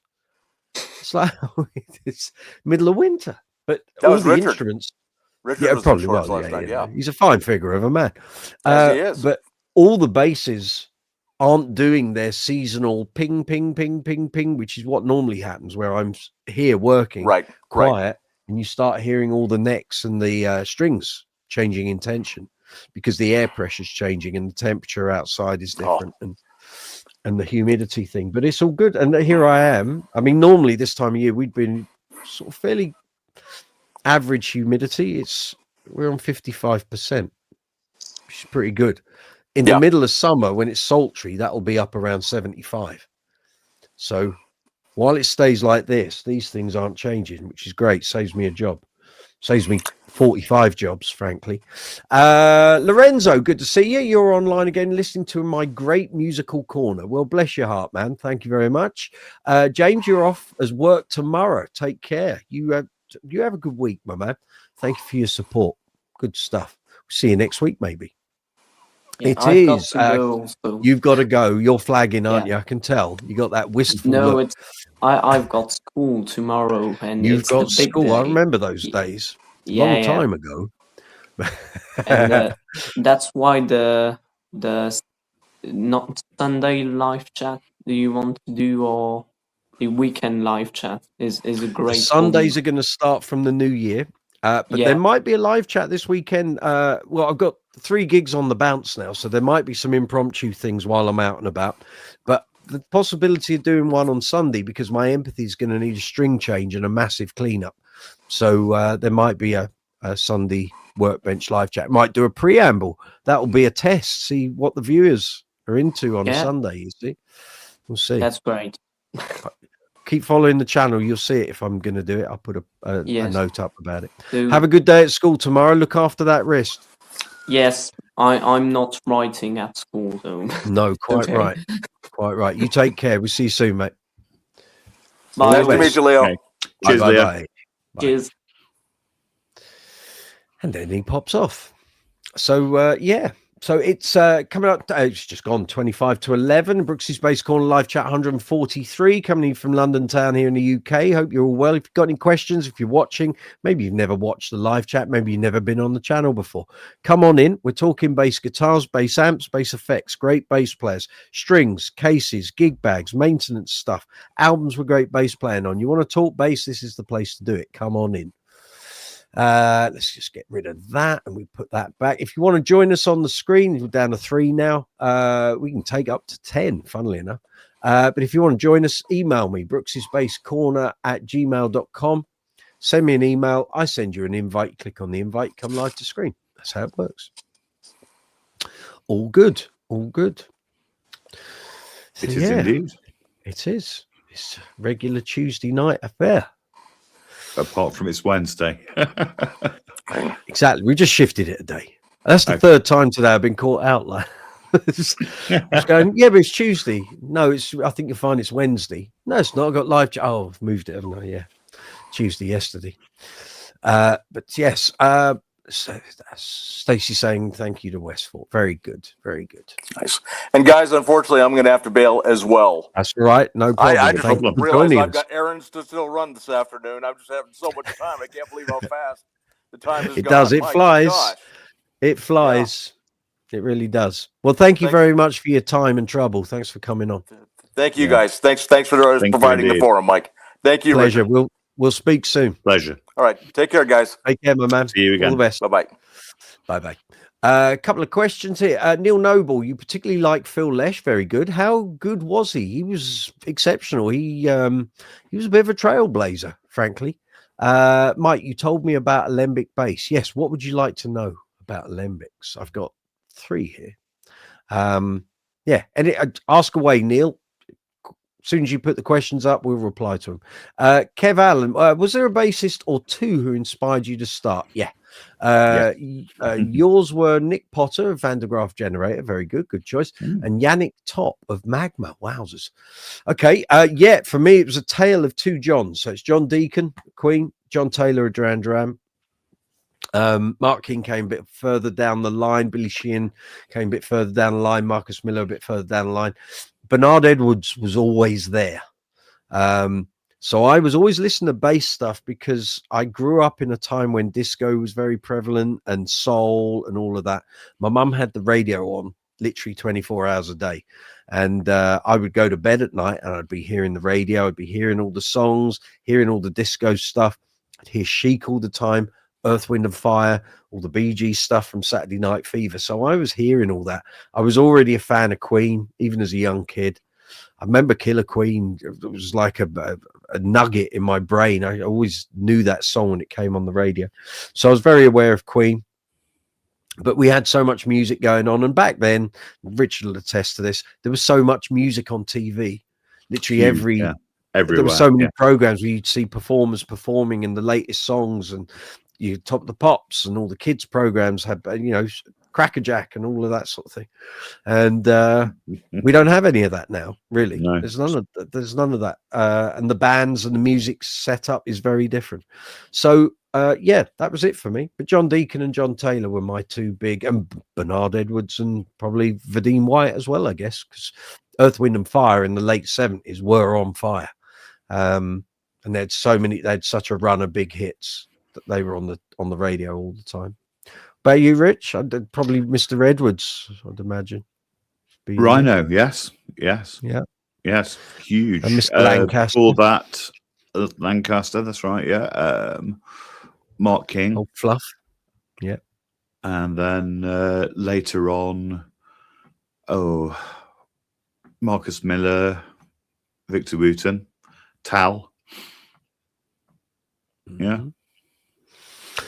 There's a lot out there. Anyone wants to put in their influences, put them in the live chat window, let us know. Let us know. Stacey, the theme shows from that time were orchestral undertakings. Where you were, see, over here, we had a bit of that you would get like these house band things and a singer would come on and play. Occasionally that would happen on Top of the Pops as well. But generally, there were so many programs, especially entertainment programs on BBC One, BBC Two, ITV, where they all used the Sid band. Yeah, all of that. Yeah. But all these artists had songs and albums permanently coming out. There was such a production line in terms of a musical industry that there were always artists, new albums were coming out, new tours, new this, new that. So they always had something to promote. So these programs were vehicles for that. And I'm sure the record companies bought into these things and said, well, if you feature our artist, we'll give you £1,000 or whatever it was. So there was all of that. And that's gone. That's not a thing here on British program. You know, all the interview programs, you know, Wogan and okay, we have Jonathan Ross and what have you, but it's not quite the way it was years ago. No. You know, light entertainment on TV seems to have made way for reality TV, and it's not the better for it in my book. No. John Hopkin, P bass with rounds, jazz bass with flats, cool. 5-string Stingray and a fretless 4 will cover most sounds. I agree with all of that. Yeah, the only caveat I'd put with that is I'd have 2 of each, one with rounds and one with flats, or halves if that's your thing, and then you would be covered, I would say. Do you reckon? Yeah. What's Stacey saying? Crap, I made no sense. The show themes were massive undertakings like SWAT. Got you. I understood what you meant. Yeah. Yes. I understood what you meant. And the themes to things like Streets of San Francisco. What am I thinking of? Yeah. And things like Knight Rider and, you know. Mm-hmm. Yeah, Taxi A-Team and things. Taxi, yeah. New York Blue. No, is that right? What's that called? NYPD Blues, was it? That's it. Thank you. Yeah, thank you. Yeah.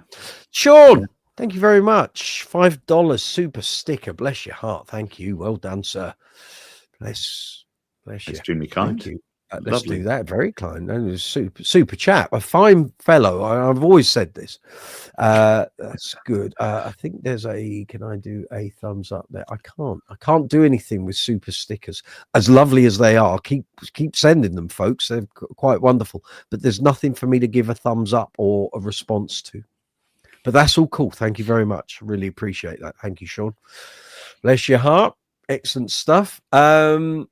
Yeah, Kev, there was even a band in the middle of the young ones. Exactly. Absolutely, yeah. Yeah. Who can forget Lemmy doing Ace of Spades in the middle of the University Challenge episode? Yeah. Quite right. Hands up who likes me. Yeah.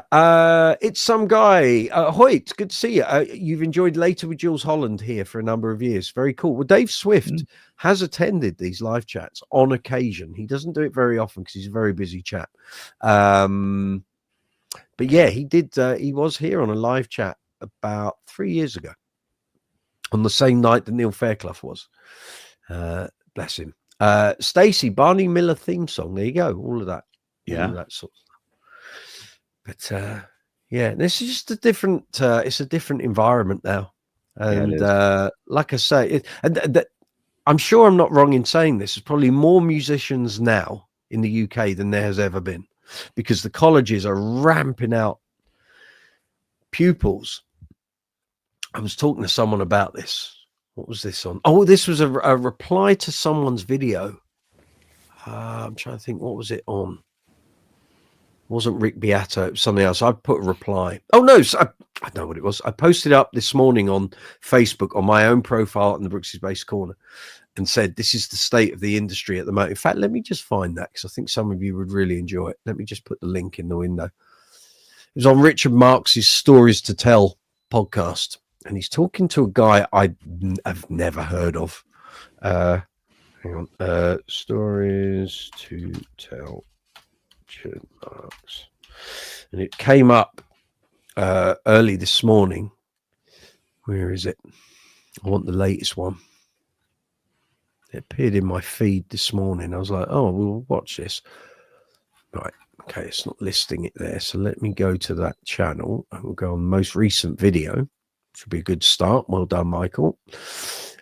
Latest. Oh, okay. So it's not the latest video. I thought it was. Spencer Sutherland. So that video is there, but that looks like it's a lot longer. So is there a shortened version? Can't see it. So what? I think I watched it through Facebook. Okay, well, look, here's a link to the whole video. It's an hour and a half, but there's a section in there. They might timestamp it. Share. And basically they're talking about the state of the industry and stuff at the moment. And it was a very good watch. And they were talking about sharing royalties and streaming, and how Richard Marx's experience when he started is so very, very different to anything that a new artist experiences now, and how you can make a living as a musician and pay all the bills, and what you would need to do to make the same amount of money that Richard Marx made when 87, 88, 89, when he had a real run of hit singles and hit albums. And this guy saying, well, I'm lucky if I do 1 million streams, I make $8,000. He said that doesn't pay for one day on a tour. And this is the thing. And Richard Marx said, well, when I sold 1 million singles, I'd buy this house. And that's Crazy, the comparison. That's how things have changed. And they say, or Richard Marx was saying, if I could get the top 30 streaming artists on Spotify to take themselves off the platform until Spotify starts paying artists comparable rates to what they were getting 30 years ago, then we'll have a conversation. But he can't do it. He said, I can't. No one is willing to take that stand. They don't want to lose their position as being in the top 30 top streaming artists. They want, even though they're not earning very much from it, they don't want to lose it. So it's that. But that video is a good watch for anyone who's maybe thinking of becoming a musician. I don't want to put you off, but you have to look at income streams and how you think you might earn a living. And especially with general living costs going up through the roof, certainly here in the UK. I don't know what it's like in the US. You have to cut your cloth accordingly. So, if you can't be a singer-songwriter writing your own material, making a living, then maybe covers is what you're going to have to do. And that's a conundrum I had to juggle with back in the late 90s, early 2000s. I was in a covers band that was just starting to make some headway, but all the gigs were clashing with original gigs. And I was thinking, well, these original artists that I'm playing for, I'm not the one that wrote the song. I've got no credit points here. I can come out and do the gigs, but if they're not paying me to do it, what am I actually earning? And I've got a mortgage and bills to pay. It's going to have to be the covers route. Broke my heart to do it, but that's what it was going to be. And then when you get your head around the fact that you're not going to become a famous bass player unless you become part of you become a sideman to a famous name. And I know quite a few bass players who are sidemen to famous name, and no one knows who they are. They do well when those names play, but when those names aren't playing, they're struggling. And they'll be, got any gigs? And it's like, well, I'm struggling to do my own stuff. So if I hear of anything, I'll stick you forward, but there's no guarantee. So those are the things. And I've actually had, I won't mention names, but I had several quite not high profile, but names that if I've told you who they were, you go, oh, who've been on the phone over 25, 30 years looking for work when the artist they play for isn't working. They've gone off on like a 3-year sabbatical holiday and they're going, well, what am I meant to live on? It's like, that's the flip side of the coin. You might be playing stadiums one week and not have a POT to pee in the following. It's just the way it is. Right, let's have a look here. Gareth, what do I think of the awful cover The Darkness Have Done of Mistletoe and Wine? I haven't heard it. I was finding Justin Hawkins entertaining a couple of months back, and I quite liked his stance when Rick Beato and various people on YouTube were coming under fire because of copyright stuff. However, I've watched a couple of his things recently, and I think he's losing the plot a bit, I think. But I know he's wired a little differently to most people, so I kind of get the gist that he is how he is. So you either take it for what it is. I don't think much of it is put on. I think that's actually how his brain is working. It's like, can't keep up. But I haven't heard it, Gaz. I probably won't listen to it either. I wasn't a big fan of the original one. I can't particularly say I want to hear him wailing over that either. Kev Allen, there are quite a few streaming artists that have left Spotify recently, so their work is available through Bandcamp, mainly in physical format. That's the way to go. I'm not entirely convinced that the Bandcamp model is great either, and I've heard a few artists say there are definite misgivings on that platform too. I don't think there's a right or wrong way to go anymore. But again, in that Richard Marks podcast, you'll hear from the guy he's interviewing how it's all stacking up, and it's not a happy it's not a happy situation. And apparently record companies are taking percentages of artists' merch and ticket sales now. That never used to be a thing. You had an advance from a record label. Your record sales would be the record company's responsibility in terms of how they would make money back, but they didn't get a cut of the publishing or the merch or the touring. Now they do. It's all written into the contract. So you don't even clear all that money anymore. They're taking their share. Crazy stuff. Not top 30 though. Got it. Stacey, feast or famine? Absolutely. Westford, pajamas on, going off to bed. Sleep soundly, young man, and don't sleep on your wrist. Have a cracking live chat. We will. Yeah. Neil Noble, absolutely brilliant episode. Thank you very much. What, me or Richard Marks? Very articulate, guys. Great questions. Excellent. I'm glad you're enjoying it, Neil. Thank you. We have acquired some new subscribers while we've been here on the live chat. We are up to, as I said earlier, we're very close to 5,000. Stacey's got the graphic ready for me to post out when that happens. We're on 4,989. I need 11 subscribers to hit 5,000. It's only taken 5.5 years, but sign up quickly, guys. Sign up. Well, there's you don't get a tea towel or a free pair of socks. You're just helping me in the channel, but it's much appreciated. I don't know what happens when we hit 5,000 subscribers, if suddenly YouTube goes into like a semi meltdown on the channel and starts pumping the videos out to more and more people. I don't know. I've not experienced it. I don't know anyone that can tell me if that's a thing or not, but I'll take it. And here I am looking at the analytics and everything's up. It's like, that's good. That's good. It's all good. It's all good. All good stuff. Yeah. What we got there? Gareth, people slammed Lars Ulrich for his stance on Napster, but streaming sites basically took that idea and charge a fee for it. That is exactly it. I remember all that. In 99, 2000. What changed it all was MP3 format, which we didn't have before because a WAV was too big to send over a modem. Once you got MP3 format, but iPods didn't come until 2003.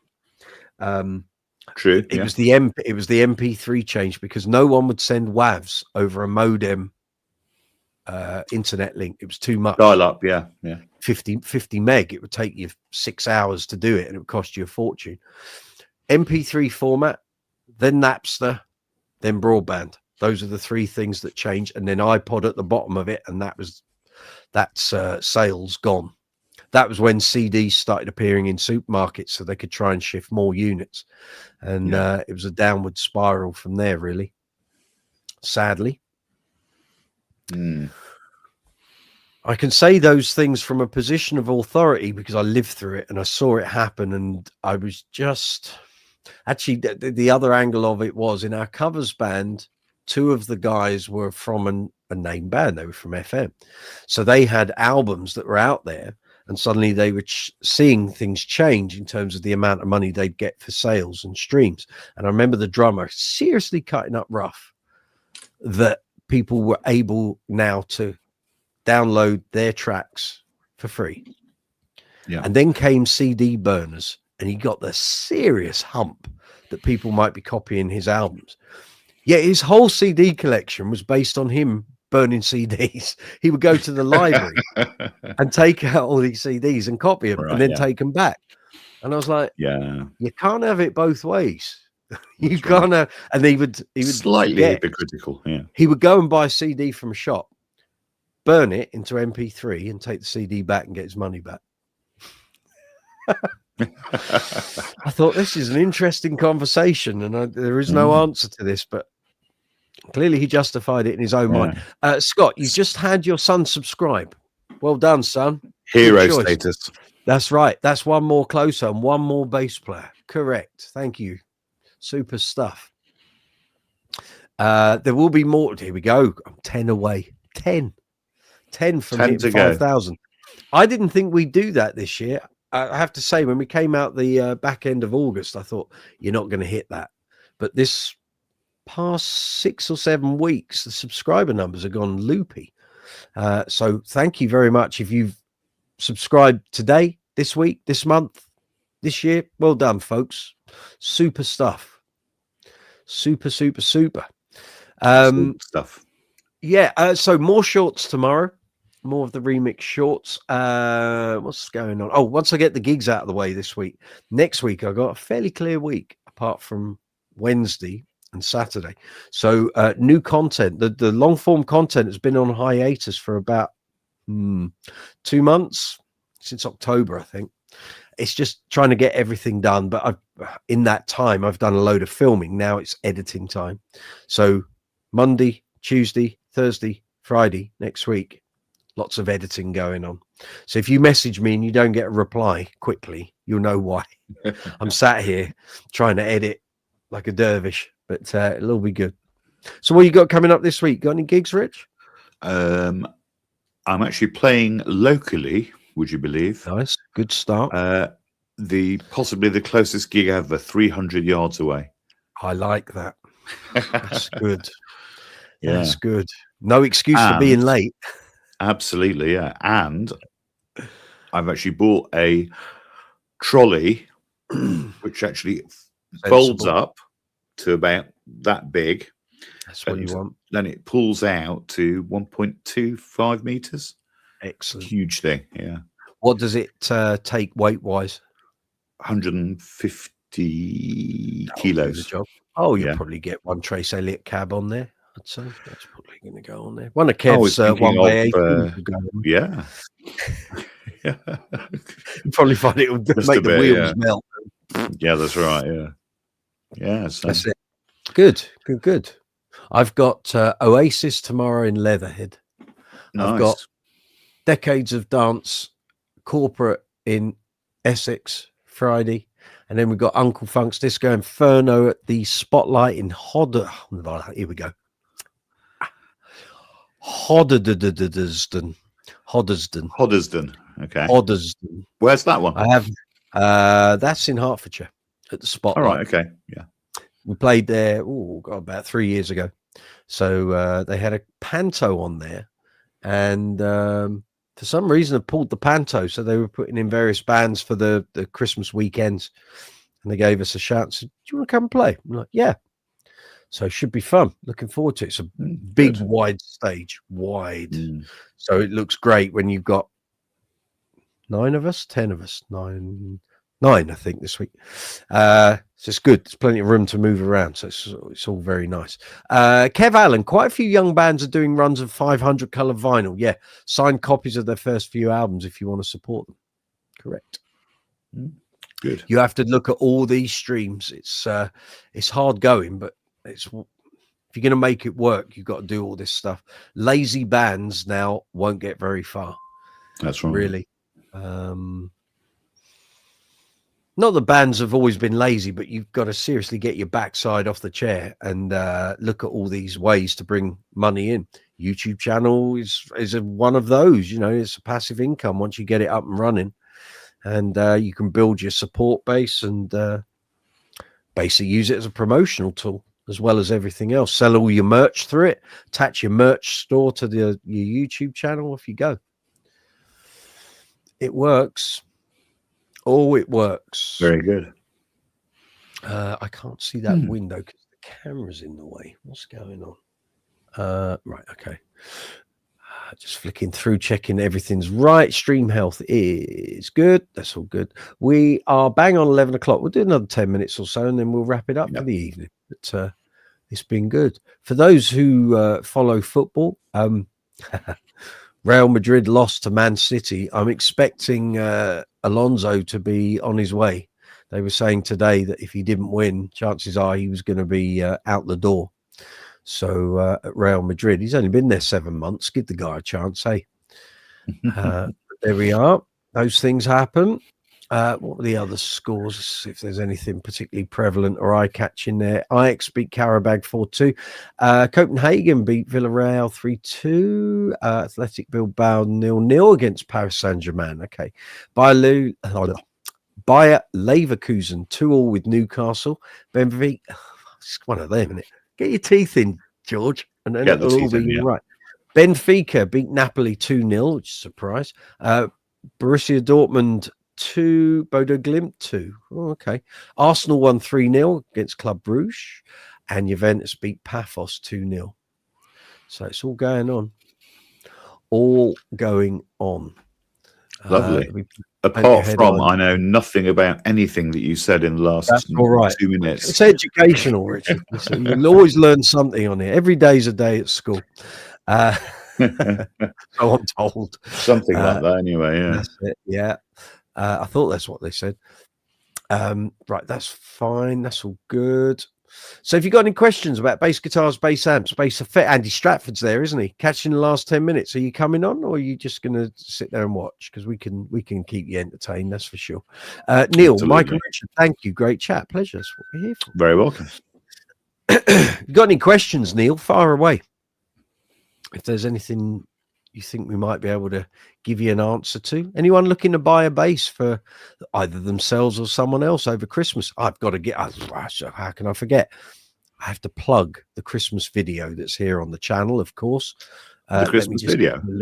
Yeah, I did a Christmas video 5 years ago when I first started the channel. I went to Bass Direct and basically emptied their shelves, brought it all home and did a video. So if you're wondering what to buy, but the bass palette... the bass player in your life, I'm going to bloody put these in properly next week. This is the video for you. Feel free to share it far and wide, folks. If you go on various social media forums, bass groups, anything, feel free to copy that link and send it to people. So it's basically about a 20-minute video. I go through all the bass essentials that you should consider buying for a bass player at Christmas. So you might want to send it to your other half, folks. Say, watch that. Get me some of those things. Andy, you're just sitting in, not in the mood to video. That's okay. Do you need me to send those Uncle Funk videos? You're going to be in a bit of playing over the weekend. Maybe you should come up to Hoddesdon, come to the Uncle Funk show on Saturday. It's a bit of a drive, I know, from Portsmouth, but the offer's there. And also, could Mr. Stratford be in touch with me, please, about his pending sale? Andy, I gave you Richard's number earlier, so have a chat between yourselves if you so wish. Great, fantastic. If you wish. And Scott was saying something a couple of minutes ago. I've lost it. Putting on a pack of TI flats for your 6-string cost was $150. There's me complaining about 20 quid for a set of rotor sounds. Well, I can say, Scott, my delivery arrived from Bax today. So I have 30 sets of Warwick 5-string sets that cost me £3.52 each. And you've spent 150. I hope those strings are good. And I really hope none of them snap early. So as they're flats, they should be on there for a good 5 to 10 years. So Easily, get your yeah. money's worth Yeah. out of that 150. I'm just trying I've to bought think, instruments actually. cheaper than that. The last set of domestic jazz flats I bought were about £70 here. So yeah, Right. yeah, Yeah. that was That's years ago, steep, though. Scott. That is steep. Maybe it's a particular sex. I know when I was doing the Black Friday thing, there's actually a lot of different types of TI flats. There's loads of them. There's not just one set. There's loads of them. Yeah, it's true. So, right, yeah.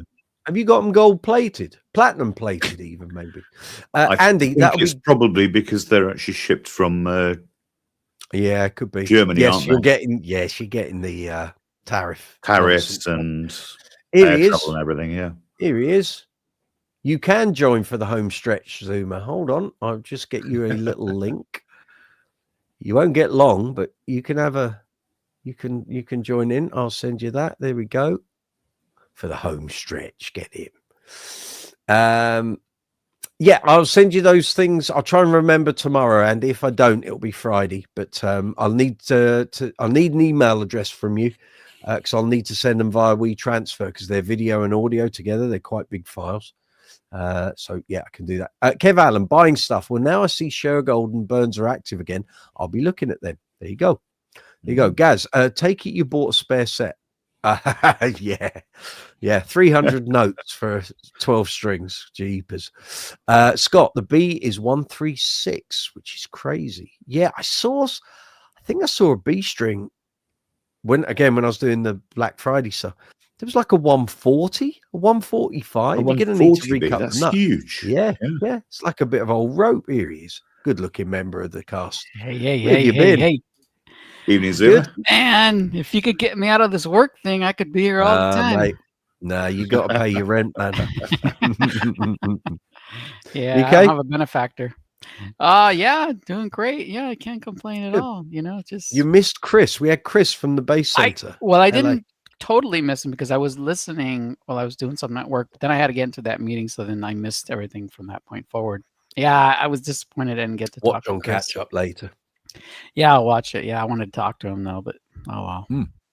Maybe next week. He'll be back on. I think we're Okay. going to be doing a few live chats That's over the good. Christmas period. So, That's because good, Lord that's knows good. we all get bored watching the greatest story ever told for the 900th time on telly. So, yeah. Right. Son of Southern California. Hey guys, Mist. I want to thank Richard for your recommendation on a new jazz bass. Was that a couple of weeks ago? Or was that this week? That was ages ago, Yeah. weeks and weeks ago, I think. Speak forth in ringing tones, young man. Tell us more.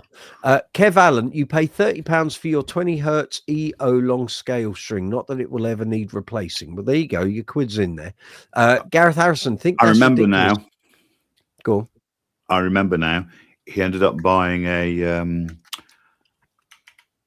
American Vintage 2. That conversation. Yes. Yeah, and it's a beautiful Got thing. it. Yeah. I'm glad it's working for you, sir. Gareth, I think that's ridiculous. Look at the roto drop zone strings. Yes, exactly. They're as bad. It's like tow rope. Stacy saying hello. Zuma, it's Albriano. Okay, for people who think he's not recognizing who I am, StreamYard doesn't give me your YouTube name. It gives me your @ handle. So I didn't see it as Albriano. Yet if I go into YouTube as opposed to StreamYard, it would say Albriano. Good to see you, sir. Hope you're well. You don't know why my handle changes. It's a StreamYard thing. Don't worry about it. Just if I don't realize who it is, just say to like that. It's me, Albriano. As soon as you say that, I know who we're talking to. Stacy, it'll be a Chris Zuma loving. What are you implying? Don't mention baby oil. I don't want to know about it. It's too much info. You bought a 66 jazz bass reissue. Wow. Yes. Is that the one That's not the one you sent me photos of, is it? Al? Or is it? Or have you bought another bass since you sent me those? That might be the one you Yes. sent the photos of. The I Sunburst believe one. Al sent the pictures to you and you sent them to me. Yeah. That's it. Yeah. Fit and finish, custom shop quality for factory made bass. It's wonderful. See, that'd be so. See, Good I to don't hear. get any old scrag on In here. actual fact, He knows what he's talking mine about. is right There you here. go. There you go. Yeah. Nice. Beautiful things. There we go. Everyone's saying hello, hello, hello. There we go. Good, good, good. So Those what's roto happening in sounds are like the drop cables, zones? man. Yeah, they are. Yeah. Oh, you're talking about the Cables. drop zones? Oh, I was confused. I was just thinking We about were their talking. Kev was saying Monel he had flat a wounds. yeah. Those are No, stiff. Scott was saying the B string in his Tomastic flats was a 136, and I said Okay. I'm sure when I was checking strings the other week there was a set that had a B string that was a 140, and Kev says he pays 30 quid for his 20 hertz EO long scale string, and then Gaz has said, you think that's ridiculous? Look at the Rotosound drop zone strings, and yes, they are. They're like that because the idea is you can drop them down and down and down and down, and they Right. keep tone and tension. I'm not convinced, frankly. There's too many posts on social media and bass forums of people trying to put an E string down to something like a low F, like further. It's like, what are you playing that's even a requirement? I don't get it. You know, Yeah, I don't Wales either. can't hear that. So I don't drop tune more than maybe to E flat once in a while, but I will say that I've tried the DDT drop zone Yep. strings, and they just that the one with the feel big nice. spider on the Yeah, box. Yeah. that's it. They just feel nice. That's a Okay. good set of strings. And I didn't even drop tune those. I just use them regular, and there's something about the way they feel. I really like them. I have to try them out again. It's been a while. But anyway, Kev Allen says a 175 works well at F sharp. Tuned down a bit F sharp, bit floppy at E. Yeah, I bet everything's a bit floppy at E, frankly. Richard, you had yours for 7 years to Smith. There we go. Laser fenders are great. You just have to find the right one. Correct. Yes. Mm-hmm. There we are. So what's the news? What's next up on your video thing? We still haven't done our collaboration yet. We're going to get that I sorted. know. What's your work schedule like over Christmas? What are you doing? I'm pretty much on Christmas break from like the 23rd through New Year's. Oh, okay. Well, look, we can do a couple. I think what we should that whole do, week we should do something. we should. And I was thinking, I mean, you're a working man. I just sort of sit around twiddling my thumbs. But I was thinking what we should do. And really, these are your videos because they're going to sit on your channel better than on mine. We'll just do the collaboration. All right. You'll have to do the editing, but I'm quite happy to sort of do the prep of what we're going to talk about. What we should do is we'll have an initial. Sorry, we're kind of off base, but we're not. But it's kind of setting the scene for people that might want to check this out when it goes up on your channel. So if you like Duran Duran, you like John Taylor, you'll love it. So I think we should do an all-encompassing first episode, and then we do one episode for each album, and then we'll do a Power Station episode and an Arcadia episode. That sounds fairly all-encompassing, and I think we could rattle that out in about 3 or 4 days. Wow. Okay. No, I think we could, because you and I can talk about this stuff like it's like putting fuel in a car and turning the engine on. It doesn't take much brain work for you and I to talk about Duran Duran. No, not at all.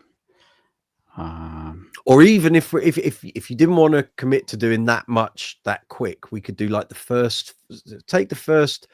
5 albums up to Notorious and see what that might be more realistic, because I'm thinking we'll have so much to talk about. It'll be hard to I would rather not scrunch it in when we could put do it properly stuff out there. Okay. But yeah, nice and targeted, and that sounds like a lot of fun. All right. Well, once you finish work leading up to Christmas, we could do a video phone chat, and we'll just spec it all out and pick the days that you want to do it. And Yeah. but again, after December 20th, I haven't got another gig till the end of April, so feel free. Wow, oh, that long? It's a long old, yeah. Oh But my goodness. nothing's coming in. I expect stuff will come in, but at the moment, it feels like lots of people don't want to commit to booking events or gigs or anything so we get onto the other side of Christmas. Never used to be like that, but I do get the impression people think there might be a little bit of a financial struggle here in the UK once we get past New Year, so people are holding on to their cash. Might change a bit once the tax year, the self-employed tax bills go out, and that ends at the end of January. There might be things change. I've been in this situation before. You think, oh, there's no gigs, and then all of a sudden you get into January, and it's someone's clicked their fingers, and suddenly the phone rings and emails start, and it's Right. it starts snowballing again. I hope so. But yeah. Let me see what messages we Gareth got. has a good suggestion. The what? Gareth has a good suggestion. He says Episode for each bass John uses. Well, yeah, or at least maybe the major one. The major one, you know. You could create a playlist for this. Yeah, that's true too. Because we could do that the aria era, and then the factor, and then so on and so forth. You know, we can do all that. We've both got good examples that we can have on the video. For sure. Excellent. A view to a. There's song titles we can use. Here we go. We'll pick out song titles and album titles and make those the title of the video. A view to a shill. To play them. Well, a shilling. Yeah. View to a shilling.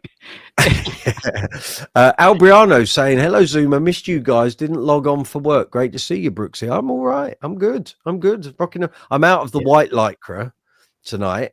And then because last night I was in the white lycra with a very dodgy looking wig. Tomorrow I'm slumming it in Oasis style costume. Friday I've got the white lycra back on and various dance glitterati stuff. Saturday's black lycra, so it's all good. What's the acts of choice for Oasis? Jazz? Tomorrow it's the Betsy. The Betsy Jazz, and I'm actually going to take the G&L LB100. Oh, that was so massive too, yeah. Yeah. Nice. Yes. Huge. Very good.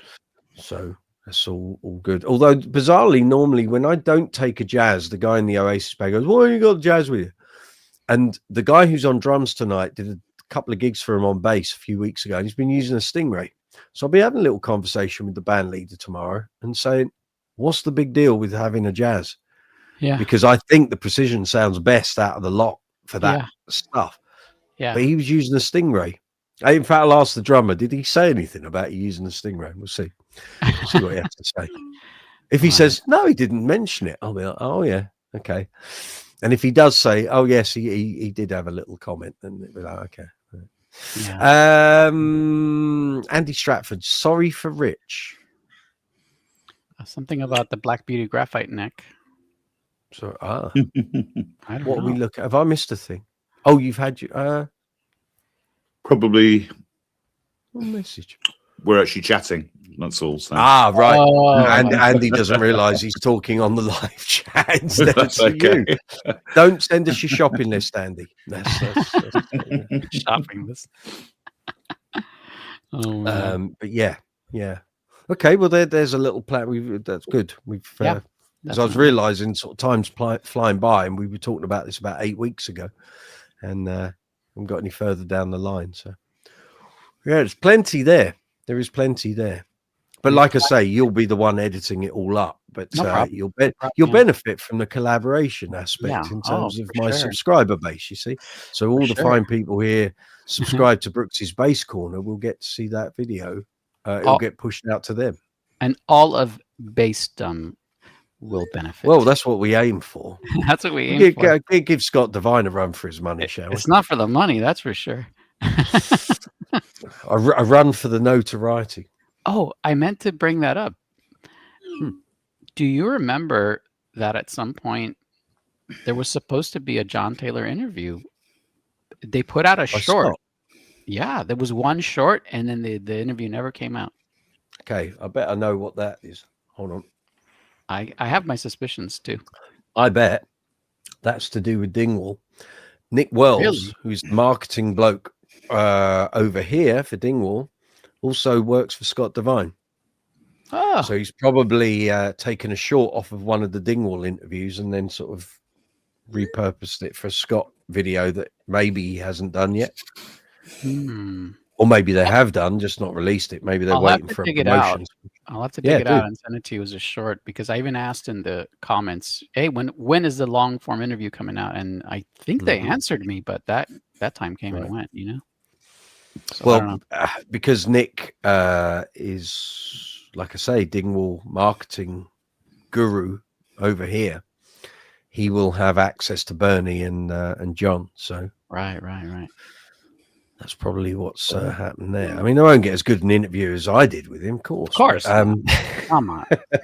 And I've said to Bernie a million times, if he wants to do an interview, he doesn't even have to ask. Just message me and we'll do it. But that won't happen until they've got another album to come out. So, well, Bernie, we should also interview Bernie. I say we. I've asked. He always says he's so busy, but I will ask. I'll send it again. He's doing his own podcast thing.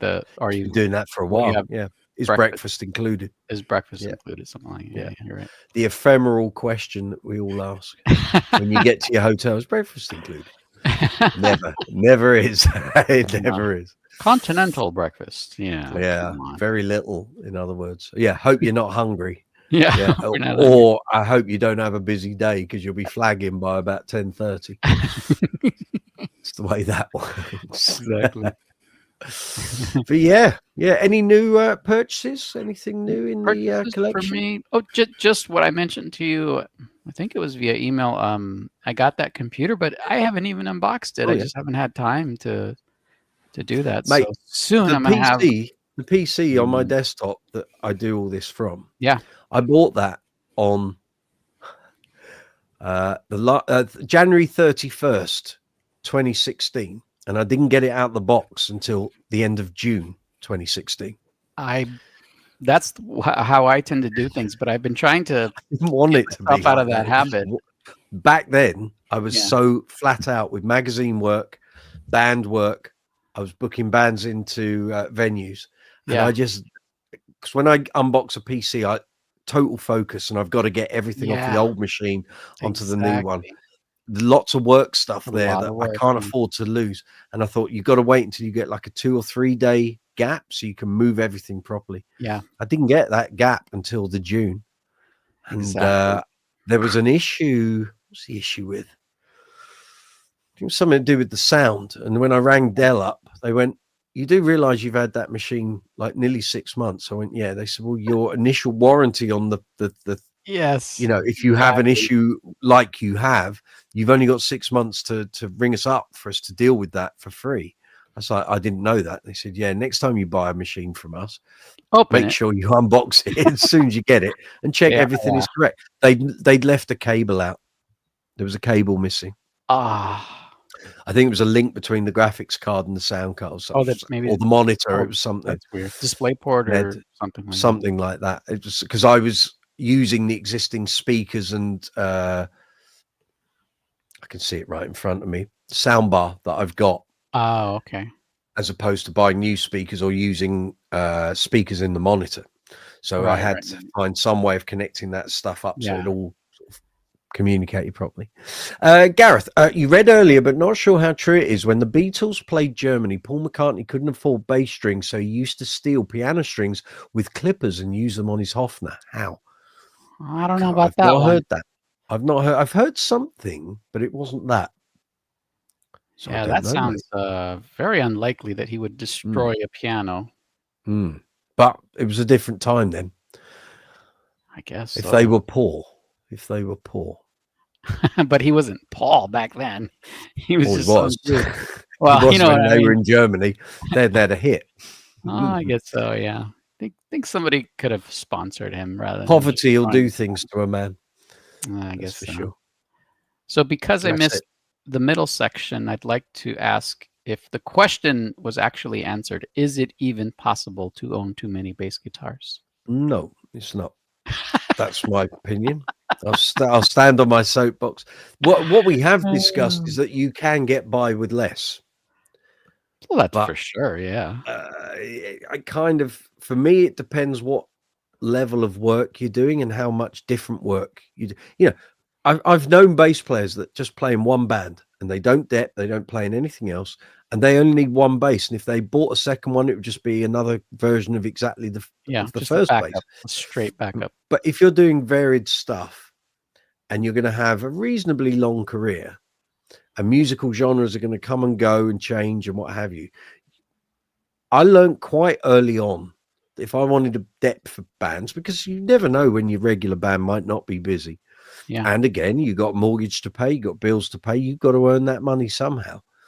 If you've got, and if I'd had this arsenal when I started, a lot of things that I've done, a lot of projects I've worked with would have been a million times easier to have accommodated.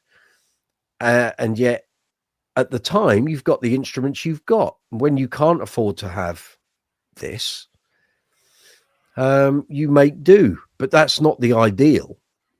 But as time went on and you learn that investing in your craft, if you like, and investing in instruments is a good tax write-off, because it is, but also it allows you to get certain jobs done better and easier.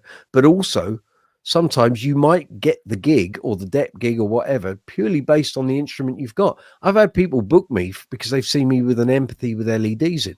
They have no clue what that bass sounds like, but it looks good and it looks cool, swanky, so they'll book you for that. I might be a dreadful player, but the fact that the bass looks ideal for the band that they are offering the gig for, you get the gig. Yeah, for sure. And that has happened. I've had that. Oh, you've got a bass with lights in, like to see the GB with the blue lights. Love that. Can you come and play for us? And it's like, yeah, all right. And then when you turn up, oh, can you turn the lights on? It's like, the lights are there because the eyes aren't what they were. And if I'm stood at the back of the stage and there's poor lighting, this just makes it easier. Yeah. But yeah. People like flashy things. They really do. Sean, you hope Santa is going to bring you the mono neon Digitech whammy pedal. You enjoy that and you really annoy your neighbors with it. Turn it up full whack. Give it a good old blast. Gareth, it's always what you have plus one. Correct. Or plus five, I said earlier. There's no harm in that. Kev Allen, you accidentally bought two identical acoustics. Did I send one back? Of course you didn't. No, one is EADG and the other is F sharp B E A. Good man. That's what I like to hear. Fight the real fight. Gareth, if it's more than £1,000, your accountant can write it off this year's tax bill rather than 3 years. No, it changed, although it may have changed again. It used to be depreciation over 4 years, regardless of value. It then changed, and I got the arse end of that deal in 2014, but it was the tax year, which was 2012 to 2013, when I came to pay my tax and my accountants did all the paperwork and stuff. In January 2014, I had a very significant increase in my tax bill. And I said, how do I deal with this going forward? And what I got told was, it's changed from 4 years to 8. So if you buy any value base, that cost is going to be spread out over 8 years. So where you would normally have 4, so you get chunks off each year, and it worked in your favor. Now it's over 8. I said, right, well, we need to do something. They said, well, if you spend more than £1,000, we can put it down in 1 year in one lump. But the real good one is when you buy an expensive bass that's like £2,000, £3,000, £4,000 or more. You've got it. If you need to liquidate it, you'll get the same money back. So it's like a holding account, if you like, but in the form of a guitar. If you're lucky, it will appreciate. Right. So your quid's in.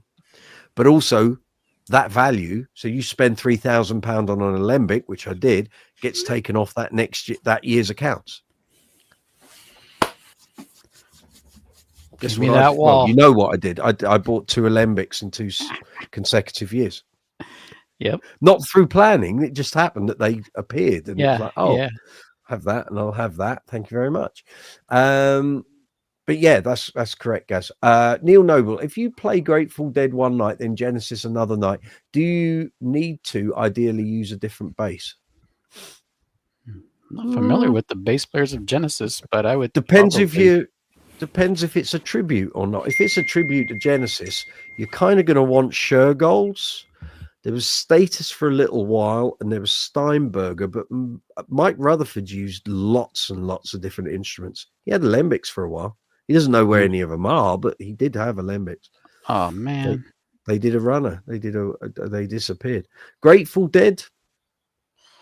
I don't know if you're in the US or UK. I think if you did a Grateful Dead tribute, I'm not sure anyone would even notice what you played.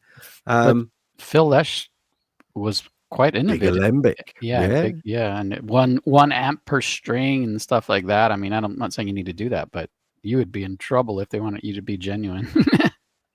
Well, you've seen that big amplifier PA sound stack, which was for the Grateful Dead. That was Ron Wickersham at Alembic that designed all that. Right. Good luck with carting that around. Yeah, big connection there. Albriano, variety is the true spice of life. That's what I keep telling myself. Seems to work. If you can afford to financially responsibly build a collection, then by all means, excuse me. Some bass YouTubers like Bully the Kid has a Hug collection of mostly cheap basses. Nothing wrong with cheap basses. I've got plenty of them. Don't worry about that.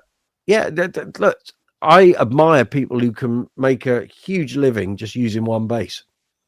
Personally, I can't do it because I do too many things where I need options. That's what and now with the channel, as I said at the top of the live chat, especially that quite a few of these basses, 10 of them I've bought because of stuff for the channel. Up until the end of the last bass collection video on the channel, I had 33 basses. I've got 45 now, but easily 10 of those have been bought because of stuff for this channel for content. So if I suddenly stop the channel today or tomorrow, there's probably 10 basses. I just put them straight up for sale immediately and on we go, you know. They're not things I would personally have wanted to buy out of my own pocket for the sake of having them. I've got better gear, but I know Ibanez being an example, Ibanez basses included in videos do really well. So that's why 2-3 years ago I bought 3 or 4 Ibanezes. Gareth, you need an alembic with 32 controls. Good luck getting that ordered. That would be a significant chunk of the value of this house. So I'll pass on that. I'm a man of simple means, Gareth. I don't need 32 controls. Don't worry about that. Although I used to have serious qualms about alembics with their control set. I don't anymore because I understand how it all works. And I know how you use the independent volumes and then a master volume and the Q switches and the tone. I know how all that works. When you don't know and you don't understand how it all interacts, it can seem a bit daunting. Once you spent some time with it, used it on gigs, it makes sense. So it's all good.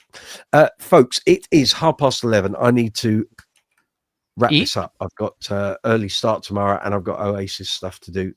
Sleep. And a million other jobs. Thank you for coming in on this live chat late. And we've sorted some things out for those videos. That's good. I'm glad you had me. That's all right. I got to see Rich too. Yeah, there you go. Absolutely. Double Always bubble, a pleasure, isn't it? Double bubble. Richard, thank you very much for attending. No I'm problem. still losing time, by the way. I'm still losing time looking at that damn Ashton underline. Dang it. That's good old Tony. Yes. Build that collection.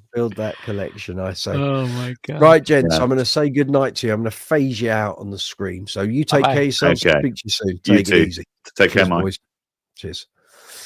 There we go, folks. Live chat 143. Thank you so much for attending. Thanks for getting involved. Thank you for the super chats and super stickers. Well done, gang. Fabulous. Keeps us going here. So live chat next week will be on Tuesday. I might do one on Sunday, and there may be some impromptu one. Cheers, Andy Stratford. Cheers, Scott. Neil Noble. Gareth Harrison. Good to see you. Might do some impromptu live chats over the weekend while I'm on the gigs. Depends what the phone reception and Wi-Fi connection is like. We'll see what we can do. So as we wrap this video up, thank you very much for getting involved. Thank you to all new subscribers. Thank you for all the super chats, super thanks, super sticker donations. Please leave comments if you're watching this after the event. And also, this is going to be the lead out now for most live chats most weeks. I'm going to drop a playlist graphic there, slap bang there. We will put, I'm going to put, how can I tie in with tonight's live chat? I'll tell you what, I'll put the collection video. So if you've heard us talking about bass collections tonight, I'm going to put a link to the bass collection video that's here on the channel. It's going to be right there in about 3 seconds. So I'm talking about my bass collection as it was up to the end of January in 2023. It's been a load of new additions since. I'm going to do a second video probably on the other side of New Year. But anyway, if you want to check out the bass collection as it was, to get your fingers right there, 3 years ago, there's a video right there about my bass collection. Check it out. It's about an hour to watch. You can zoom through it double speed. There are timestamps for the whole video. So if you want to jump through the different basses, check it out. I've been putting up shorts, remix shorts from that video for the past week and a half. So check that video out. Guys and girls, see you next week. Take it easy.